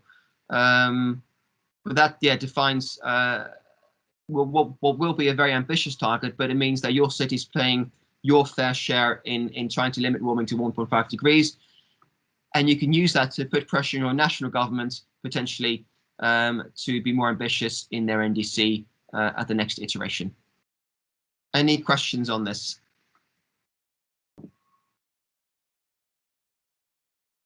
No, in that case, I'll stop sharing my screen. I'll share the links in the chat box, so you've got those links, and I'll share the documents with Deep as well. For now, let's take a quick 10-minute break, and then we come back and we'll do the last two. We'll do the Menti exercise and the last two sections before we finish up. So back to you, Deep. Okay, I think we're good to start again. So if everyone can please log back into Menti, that'd be great, and give me a heart to indicate that you've joined, and then we'll start the second exercise. So I'll share with you the links to the Race to Zero and the Science Based Targets website and guide. Do discuss this in your city. Do have a look at those websites and discuss them within your city. The SBTs, the science-based targets, is very quickly becoming an international sort of best practice standard for target setting. It is flexible in that it does allow for different cities to set different targets and still be aligned with 1.5, because it does take into account the level of development, and there's a big equity component in the methodology. So it requires richer cities and countries to do more than those not quite as affluent and developed. So there should be a home for everyone in there, and the targets will be, your targets will reflect your level of development and your capacity to reduce emissions. Again, as I think for Malaysian cities, they will be fairly ambitious, because Malaysia is a fairly wealthy country in the region. But do have a look, and if you are keen to get some acknowledgement of being a leader in this space and get some credibility for being part of an international movement, really looking at pushing that 1.5 target, then consider joining those initiatives, because they will give you some credibility. They'll give the mayor some visibility to shout about your ambitions and your work on climate change. Okay, so let's now go to exercise 2 and looking at the different target types. And as I mentioned, there are 4 different target types. And what I would like you to do is to, for the example I'm giving, is to decide which target type that is. Bearing in mind what I just said also, I think from now on, given the 1.5 sort of goal, there's only really 2 target types we should be considering, but it's good to know what those different target types are anyway. So we'll go through, I think there's 8 exercises, and you've got a multiple choice for each of these to choose from, and there will be a winner at the end. So please give yourself a name or choose the one that you've been given.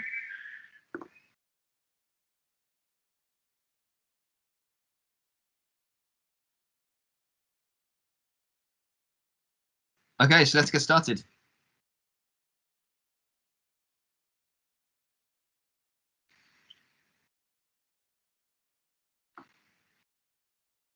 So 80% reduction by 2040 from 2000, is that a base year target, a baseline scenario target, a base year emissions intensity target, or a fixed level absolute target?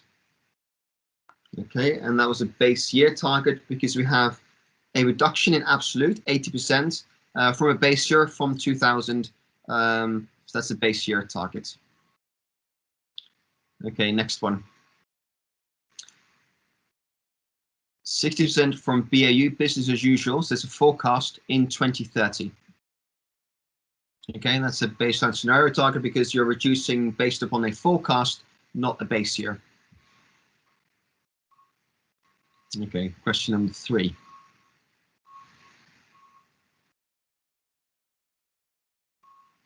A 25% reduction in greenhouse gas per $1,000 GDP by 2030.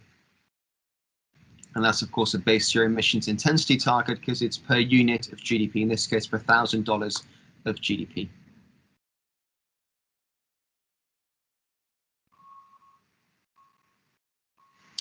Carbon neutrality.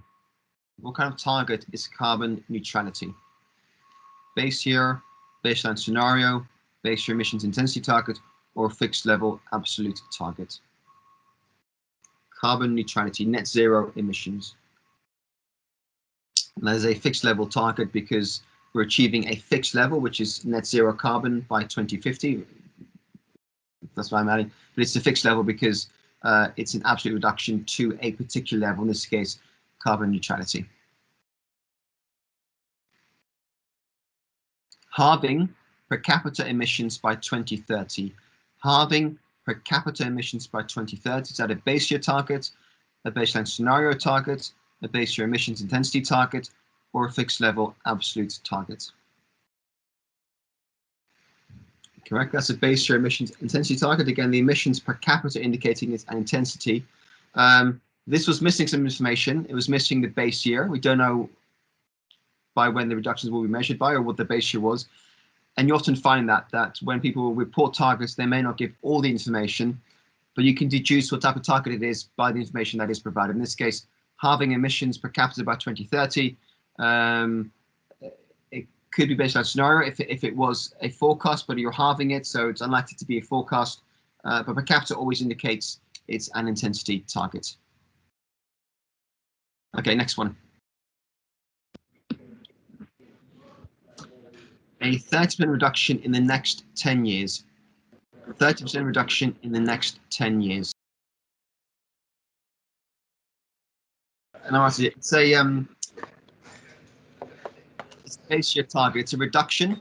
We're not being told it's relative to a BAU. We're talking it's a reduction, so we're going to assume it's base year. In the next 10 years means there is a base year and there's a target year. We don't know what the base year is, but there is a base year because there's a reduction in 10 years. If it had mentioned BAU, then I would have gone for the second option. Because their BAU hasn't been mentioned, I'm assuming, and the assumption has to be that it is a reduction from a base year. It's a reduction overall. It's not based on an intensity, and it's a percentage reduction. So it's not a fixed level, but it's a percentage. Percentage is always is never a fixed level. Fixed level is either to 0 or a defined quantity. This is a percentage, and therefore it's always based upon a base year or a scenario. In this case, because scenario hasn't been mentioned, my assumption is, and your assumption should be, that unless they've mentioned a scenario, that it would be a reduction from a base year. Okay, next one. 100% reduction by 2050. 100% reduction by 2050. It's a bit of a trick question. And most of you got it right. It's fixed level. Yes, there's a percentage reduction, but it's 100%, so it's fixed level because it gets you down to 0. It doesn't matter what the starting point is. You're reducing everything to 0. Okay, I think we've got 2 more of these to go. 70% lower than forecasted emissions by 2035. 70% lower than forecasted emissions by 2035. And that is indeed a baseline scenario target. Again, it's based upon a reduction compared to a forecast. And forecast is always baseline scenario because you're comparing against a scenario, a forecast, not reality, but a forecast. It's not an intensity because it's total emissions. There's no reference to GDP or population, and it's a percentage reduction that isn't 100%. Therefore, it's not a fixed level or absolute reduction. Hence, it's baseline scenario target. Okay, that was actually the last question. So let's have a look at the scores and see who managed to get most of these right. So let's have a look. Ooh, we've got Lola taking a healthy lead over St. Elmo with Deadpool, Vroom, and Puffy making out the top 5. So well done, Lola. Congratulations. Again, I don't know who you are because you're picking other names, but congratulations anyway. Okay, so let's go back to the slide deck, and you've got the answers in there. So if you want to go back and look at the answers, then you can. Let me just find my presentation again. Here we go. So let's scroll down to, so these were, yeah, the examples with the answers. So again, there for you to reference. Any questions on the exercise or any questions on target setting before we move on to the next topic? Okay, if there are no questions, then we'll move on to the next topic, which is around the self-verification toolkit. Before we do that, I just want to answer the question that was raised earlier around what to do if you've produced inventories before in the past and you're now adopting the GPC and using Cirrus, what to do with your historical inventories. First thing, that's for you to decide. I can only give recommendations, but it's for you to decide. But if you want to maintain a time series and be able to compare emissions over time, then my recommendation would be to update your historical inventories according to the GPC. So as to go back in time and to update those inventories and adjust them to the GPC boundary to make sure there is consistency across years, because otherwise you might be comparing a different boundary, which is very difficult and doesn't create a lot of useful information.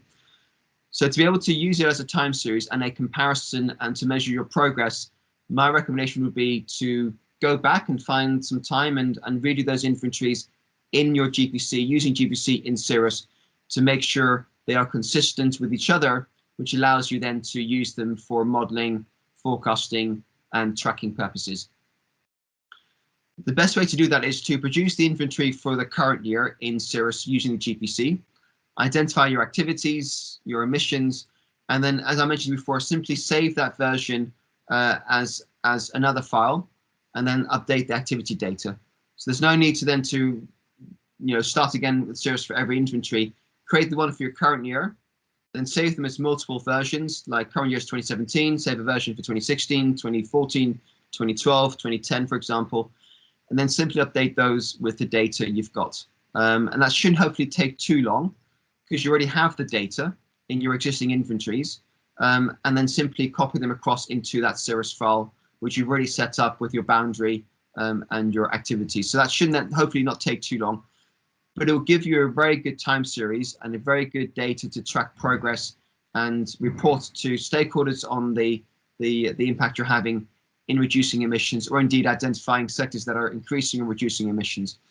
So that's my recommendation to you, is to do it for the current year in the GPC using Cirrus, and then save multiple versions, update the data which you already have. And again, you can, in Cirrus, you can use the calculation to have activity data and an emission factor. You can also just report emissions by using that tick box function and reporting emissions directly. So if you don't have all the data available anymore, the activity data with emissions factor, you just have emissions data, then simply put the emissions data into Cirrus, so you have that recorded in there as well. That would be my recommendation. If that is too much work, then it's fine to keep them separate, but then you can't compare, because you can't compare apples with pears, like you can't compare different inventory standards with each other, because they have different boundaries and different methodologies and approaches. So I would always go back and try and update your historical inventories if you can. Maybe not for every year, but maybe do it for every couple of years. So at least you can build up this time series that allows you to track progress and report on any changes in emissions over time. But again, in developing an inventory, there are two things that take up time. One is finding data. That is the biggest time consumer there is finding data and getting hold of the data. So if you already have that in your existing inventories, then simply populating that in Cirrus isn't going to take too much time, because the challenge is always in finding the data, reviewing the data, manipulating the data, which you already have done. So hopefully it shouldn't take too much time then to populate that into Cirrus. And we've had a few cities at C40 that have done so. Boston, Buenos Aires, where they started recently with the GPC and have gone back 10, 15 years to update their time series, their historical data, using Cirrus and using the GPC. Michael, we have another problem, which is the different methodology used for transportation. In past year, our own inventories, we are not using the fuel sales approach. So we are using the trip generation or trip generation demand. So this could be a more difficult part, as we don't have the same format that can be easily copy-paste to the series template. Correct. Yes. If you're changing a methodology, then you would want to update that as well. That's correct. My question to you would be, why would you consider changing to fuel cells, and why would you be looking at changing your transportation methodology? Frankly speaking, when we talk to our previous, not to say the consultant, is actually the Kyoto University's expert, they don't really recommend us to use a fuel cells approach, due to the reason that our city, it's most of the, we assume, because many people come to this city, Putrajaya, to, they are not the residents. So the fuel cells might not be that accurate to represent the emissions in our context. So that's the reason that we, at the first place, we don't choose the approach of fuel shares. So I did collected for a few years the data from the gas stations around the cities, but after discussing, we find that it is better to use the geographical trip generation estimation. And so would you look at changing that going forward, or would you be able to continue using the same methodology you have used previously? I will need to take a look in Cyrus, because in the last week, the last 2 weeks, the classes, we only managed to test on the field sales approach. So I really need to take a look how much difference. But I think you are still using the concept of ASIF concept. It's just a matter of I need to matching up the two sets of data. Mm-hmm. Yeah, no, that's great. I mean, my recommendation would always be keep doing what you've been doing. And again, the GPC doesn't tell you to do things differently. It's more about being transparent and reporting in a consistent way. So if you've been using a certain methodology for the last few years, I would say, unless there's a good reason to change that, and it doesn't sound like there is per se, then continue to use that and just make sure you report it according to the GPC. But the GPC is more around making sure you report consistently, and it doesn't really specify or ask you to change your methodology. It gives 4 different methodologies you can choose from. So definitely think about that. And I would say at this stage, don't change any methodologies. Use what you've been using before. Make sure it's consistent. As long as it's robust, consistency is really valuable. And having a time series of data is so valuable to the city because you can really track up progress. Unless you have concerns with that methodology, I would stick with what you've been using before, and simply make sure that you're able to report that in Cirrus. And Cirrus is very flexible. You would just select the methodology, in this case, city-induced or geographical, and report the data either, most likely directly as emissions, because you're not multiplying by an emission factor, you're using a model to give you that data. Or if the model gives you a kilometer distance traveled, you find an emission factor for that. But I would also recommend stick with what you've been using unless there's a good reason to choose a different methodology. And the GPC and Cirrus are both very flexible to accommodate different methodologies as long as the reporting is transparent and consistent. Okay, we'll try first and see if we need further advices from you. Thank you. That's great. And there's a question as well in the chat box. Is there any local governments that use their operations greenhouse gas emissions instead to achieve carbon neutral? Not that I know of, no. I think what some do is they procure green energy for their buildings, but not to offset all their operational emissions. It would just be for their buildings, and they would report those emissions as zero because they're on a green tariff, for example. But I'm not aware that they would use their whole operational emissions to achieve carbon neutrality. But that may well be the case. I just don't know. But a very good question. Okay, so we have 25 minutes to go. So I quickly want to introduce you to the self-verification toolkit. And as I mentioned, you're going to put a lot of time into compiling your inventory. And there's lots of numbers, lots of units, lots of data sources. It's very easy to make a mistake. And that doesn't make you bad at compiling inventory. It's just human nature. Everyone makes mistakes. You'll notice I made a few mistakes in the slides where I got some units wrong.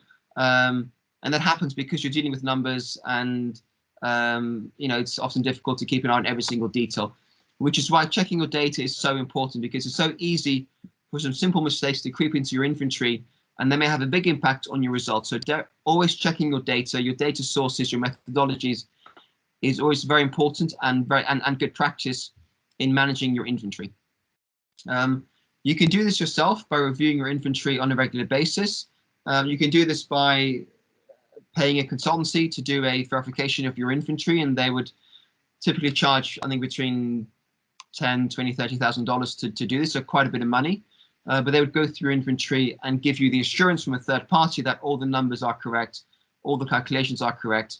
But it's a lot of money that's better spent elsewhere, and you can do this check yourself as well. So there is a self-verification toolkit, which is a toolkit you can use either yourself as the inventory compiler, or a colleague who wasn't involved but then could apply this toolkit to do a simple check of your inventory. So I'm going to take you through that very quickly. It's on the C40 Resource Center, and you can download it from there to to download this Excel file, which allows you then to document your review process. There's also an emissions dashboard, which allows you to just to see if your emissions are in the right ballpark. If you're unsure whether your emissions are right, you can't find a good proxy city, then this allows you to just see, am I in the right ballpark? Do the emissions kind of feel right? Are they of the right order of magnitude, or am I completely off the scale? So let me just quickly share that with you. Again, you can download that from the C40 Resource Center. Just going to quickly show you that Resource Center so you're familiar with it before we continue. So this is it, resourcecenter.c40.org, and it takes you to this landing page, which has a lot of information. It has at the bottom some videos and C40 cities and their climate action plans. But critically at the top here, you have a menu called Climate Action Planning. It's broken down to reducing emissions, mitigation, adapting to climate change, adaptation, inclusive climate action, inclusivity, climate action planning, and the C40 climate action planning framework. If you click on reducing emissions, you'll find all information related to mitigation. So there's a menu here on the left around measuring emissions. So if we click on that, we get some information on the GPC. So here you've got some videos, and you've got the link to the GPC, and you've got some videos on the GPC as well. So useful for you to refer to. If you click on reporting emissions, you come to Cirrus. So this is about the Cirrus tool. Again, introductory video. Then you have the resources, the user guide, the standard version and the light version in English, Spanish, and French. And you also have these video tutorials that I mentioned before, where you can play videos on the different pages of Cirrus. Again, if you want to just refresh your memory, you can click on these videos. They're about 3 to 4 minutes long, and they'll give you a quick overview of Cirrus and of the individual tabs. So again, a very useful resource there if you ever get stuck. And then you've also got reviewing greenhouse gas emissions inventories, and this is the GPC inventory self-verification toolkit, which is there for you to use. So it's an Excel-based tool and allows you to go step by step through the process of conducting an internal review to give you more confidence that the inventory is accurate, is consistent, is robust enough, etc. So then you just click on this and you just download it. I've already downloaded it, so let me share that quickly with you so you can see the tool quickly. And that is here. There we go. Let me just pull that across to my other screen. So it looks similar to Cirrus, but you have a homepage with a quick guide on what to do and how to do it, some tips, some additional resources, and then a sense check here at the top menu, where you can put your emissions data in, and you can compare your emissions to other cities just to compare and make sure the data makes sense. So again, you need to upload data into here for this to work, but the instructions are all provided here, and you can download the C40 GPC database, which includes data from other cities that you can then compare your emissions against to make sure there are no outliers and the emissions are in the right ballpark. So then you have your setup, which is where you just go through your broad inventory, and it basically asks you questions like city, country, region, have they inputted this correctly? Yes or no? No concerns, concerns raised, not applicable, no concerns because you've put your name in correctly. And it allows someone to go through this step by step and to document, are there any mistakes, or is there anything that's not been recorded properly? For example, if you've not defined your reporting level as basic or basic plus, you could say not specified, and it flags it up as something to look at. Again, not a mistake per se, but something to look at. So this is the setup, same for the data sources and emission factors. This very much mirrors the tabs in the Cirrus file. And it says, for emission factors, has the source column been completed for each emission factor reported? Yes, no, no concerns. So it's just a way of documenting how robust the data reported is. Then for emission sources, you have a tab for the 6 sectors: stationary, transportation, waste, aqua, and other scope 3. Then you've got key questions here in the gray cells, and then you would say for scope 1, you basically go through each of those questions, and you say, are there concerns, yes or no? And if there are no concerns, you click no concerns.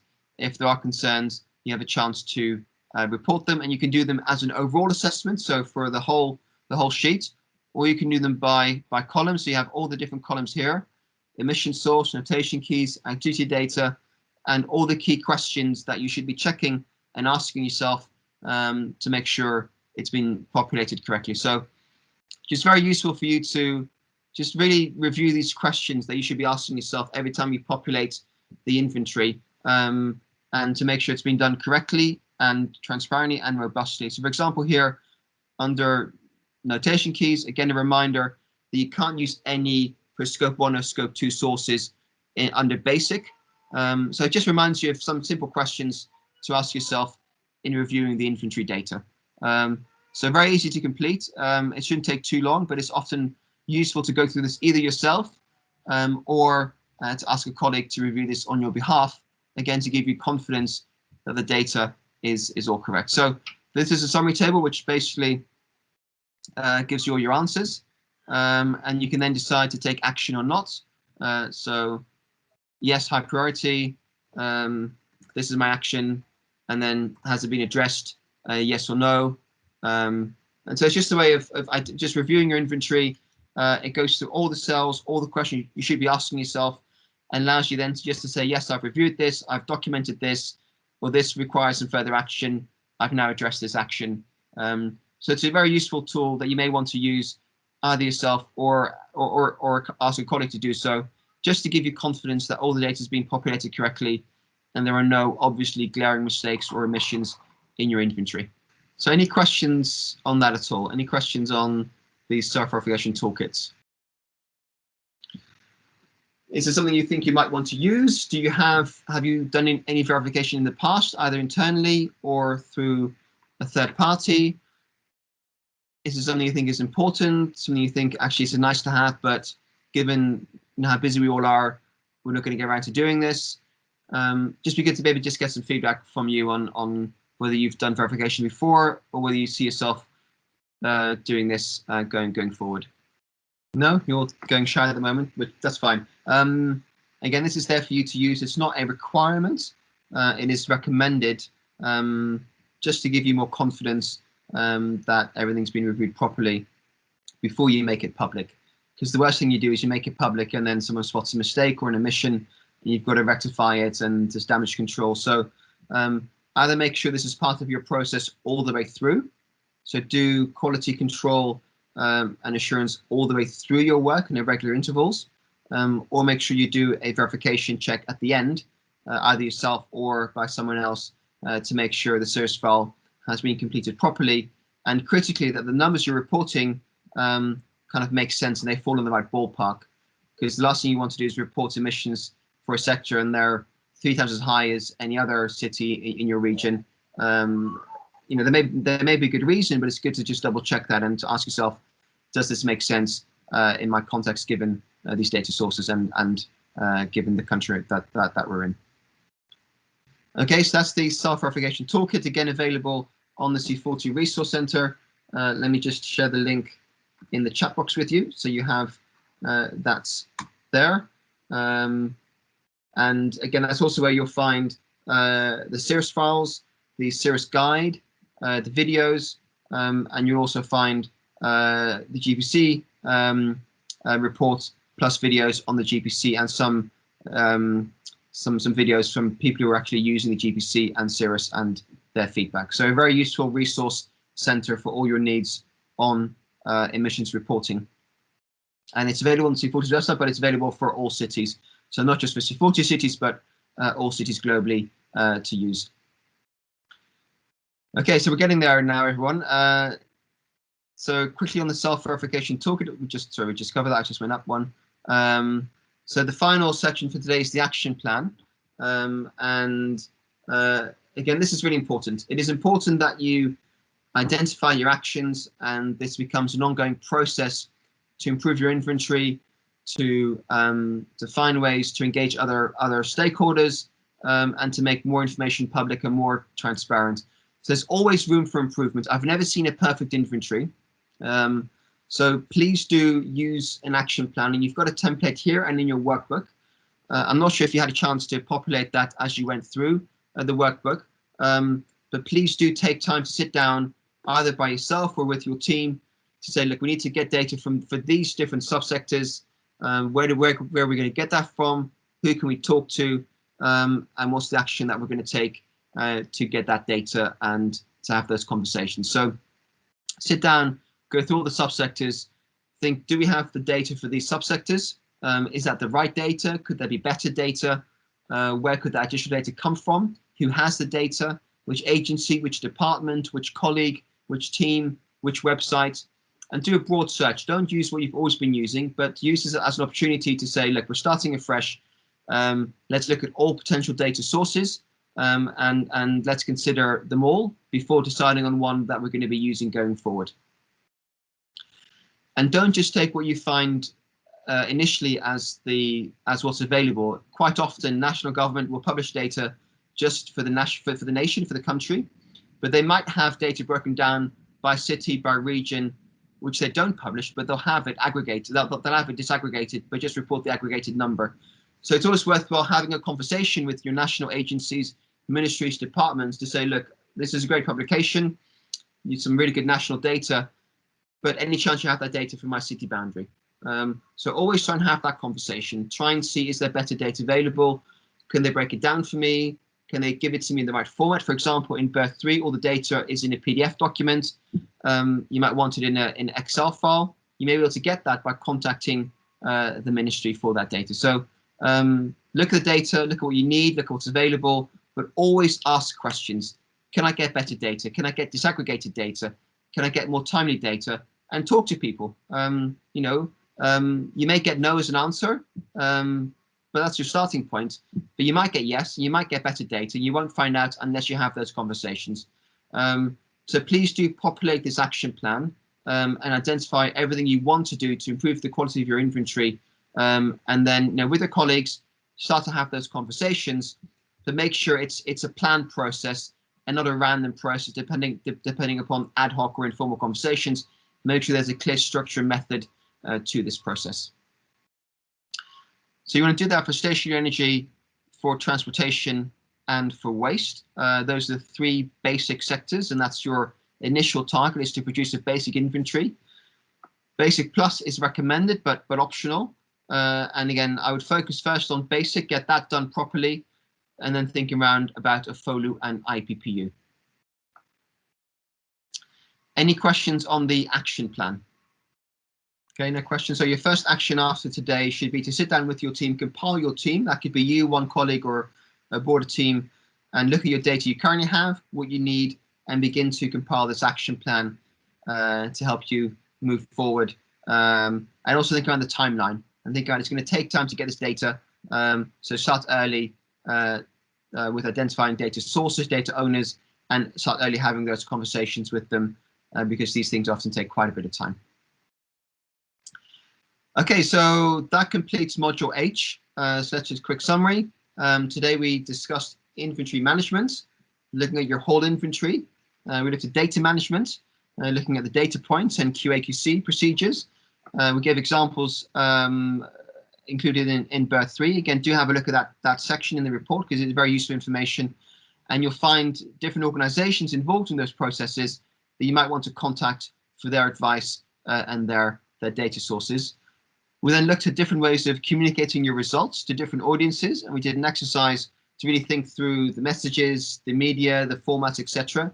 And I guess the key thing that came out for me anyway was there are lots of different audiences, lots of different messages, and different formats to use. So don't just stick to one report, but really be creative and engage your comms team early on to really think about engaging different teams and different audiences with different messages in different ways. We then looked at target setting, and we looked at the 4 different target types that exist. And also, I encourage you all to follow up and look at the science-based target work and the race to zero, and consider setting a science-based target yourself for your city based on a fair share allocation of the 1.5 degree target of the Paris Agreement. And you can find all the guidance in the links that I shared with you earlier on.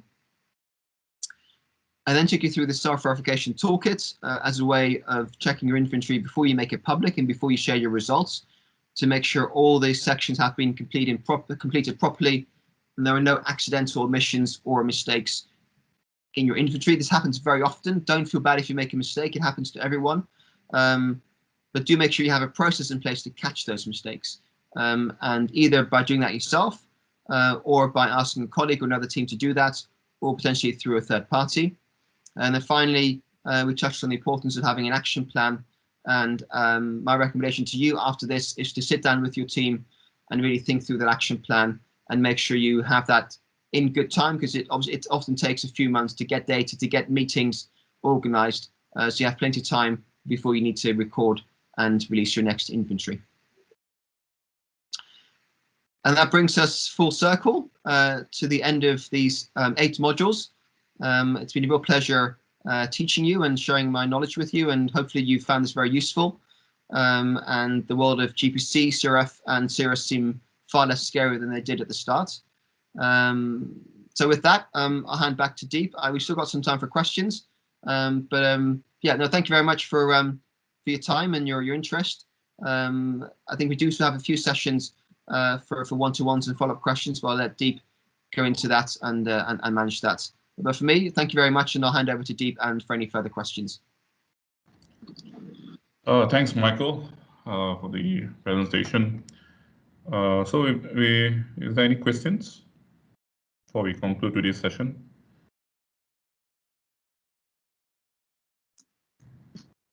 All right, once again, I'd like to take this opportunity to thank our trainer, Michael, for being us since 8th of March, right? So there's a total of 24 hours of contact. I hope this program has been beneficial to everyone, especially to our GTALCC cities, right? The 5 cities. We work together in improving your inventory or building your inventory using the knowledge that we have gained, right? So a little bit information on the exams, all right? On our side, we're still sorting out with the exam provider, all right? GBCI. And also we'll discuss separately with Michael on having another session to prepare the students for the, so do stay tuned for the announcement, right, in coming days or coming weeks, all right? But we plan to conclude this exams within April or late soonest by May. All right. Okay. Is any feedback, any questions? Michael, are you sharing a survey form for the feedback or no for this? No, not today. I can do, but I don't know. Maybe I'll just email everyone. Yeah. Yeah, I'll send it after. So yeah, so that can come through by email. All right. So for those who have questions, about the training and all that, you can just drop me an email, all right, and I'll try to get Michael to answer any of the queries. All right, at least in the coming days. Yeah. Just want to say that I think we achieved about 100% participation from at least 17, half of the 100% attendance from half of the participants. So we have 34, so 17 has attended all the sessions. So congratulations, all right. That will be used as a criteria for the exams as well as the homework submission. And also I think about 8, so 25, 8 has attended at least 7. So you've missed 1, which is okay, which is fine. You can still view the recordings and also look back at the slides, all right. So once again, thank you very much, Michael. All right, all the best in your work in C40. Who knows, we might meet each other if you are going to Glasgow end of the year for the COP26. Yeah, we are actually planning to get some of the participants, from our cities to join, or at least to showcase their work in COP26. All right. Okay, thank you very much. Yeah. There's some hands up, I think. I'm not sure if that's a question or. Let me see. Thank you, dear. Thank you, Michael. Sure, yes. Sorry, just a quick questions. I think thank you so much for the sharing sessions. Because Iskandar Malaysia, we're in the midst of want to prepare our low carbon strategy blueprint to consist of the climate action plan, mitigations and adaptations. I just want to ask Michael, because I think Rosalie also asked about the actions plan for carbon reductions.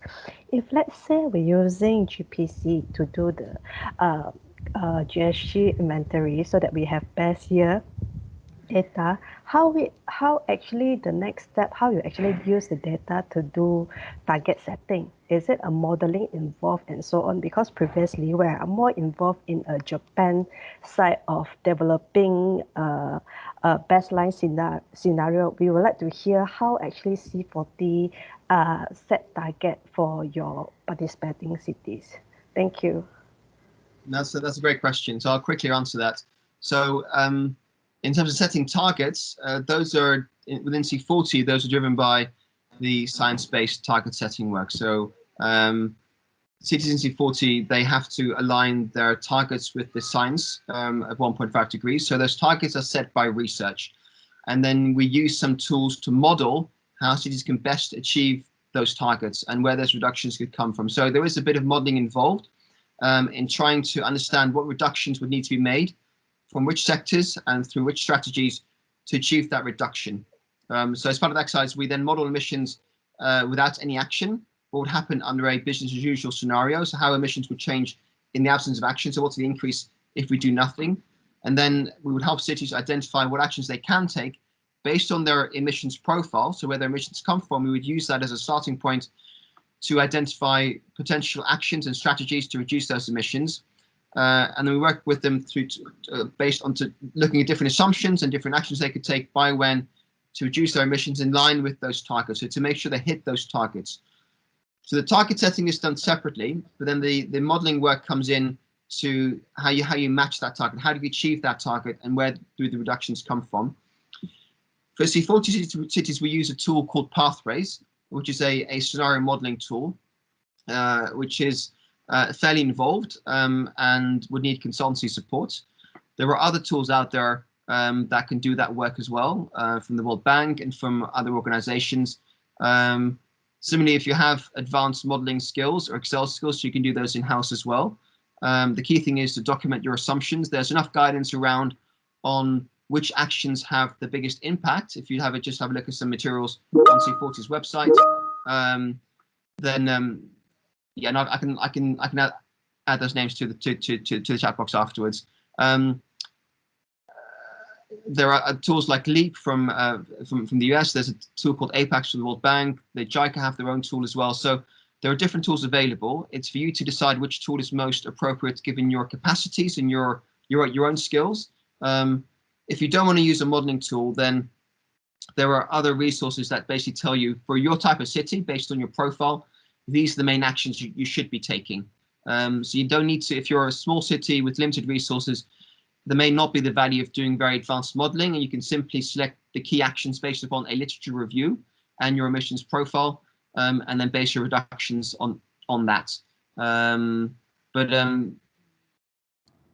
Given the science-based target setting, often the targets are determined by the science, and then your modeling is done to match those targets. So to make sure to understand what needs to be done to achieve those targets and how realistic are they, and what are the dependencies and the barriers I would need to overcome to achieve those targets. So that exercise also helps you understand, actually, we can only do this much ourselves. We need further funding to achieve this target, or we need collaboration from these actors to deliver on this target. So it's a useful exercise to also understand what's your capacity and where do other actors need to come in to make sure they can help you achieve your targets. But yeah, I think they're separate exercises, but your inventory is critical as a starting point to know where your emissions are and which are the big sectors and where would the reductions need to come from. And the more data you have, so the more disaggregated it is by activity, the more you can inform where those reductions can come from and how you can change fuels, reduce fuels. So again, GPC is critical in that kind of work to really inform that scenario modeling work. But I can share with you the tools that we've been using. But again, it's for you to decide what's most appropriate in your context, given your resources and your own capacity. Thank you, Michael.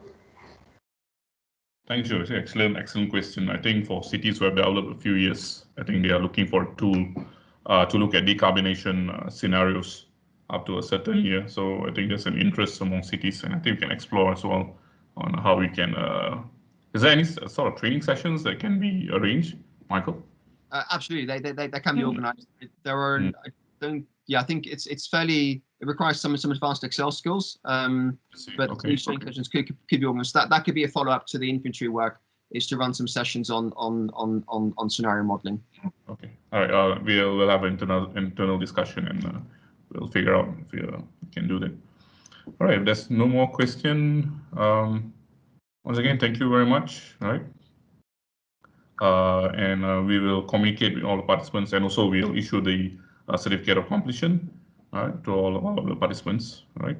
So once again, congratulations for completing the 8 sessions of the GHG inventory workshop. All right. And good luck in developing your inventory. Yeah. That's all from me. Thank you. Great. Thank you very much, everyone, and good luck. Thank you.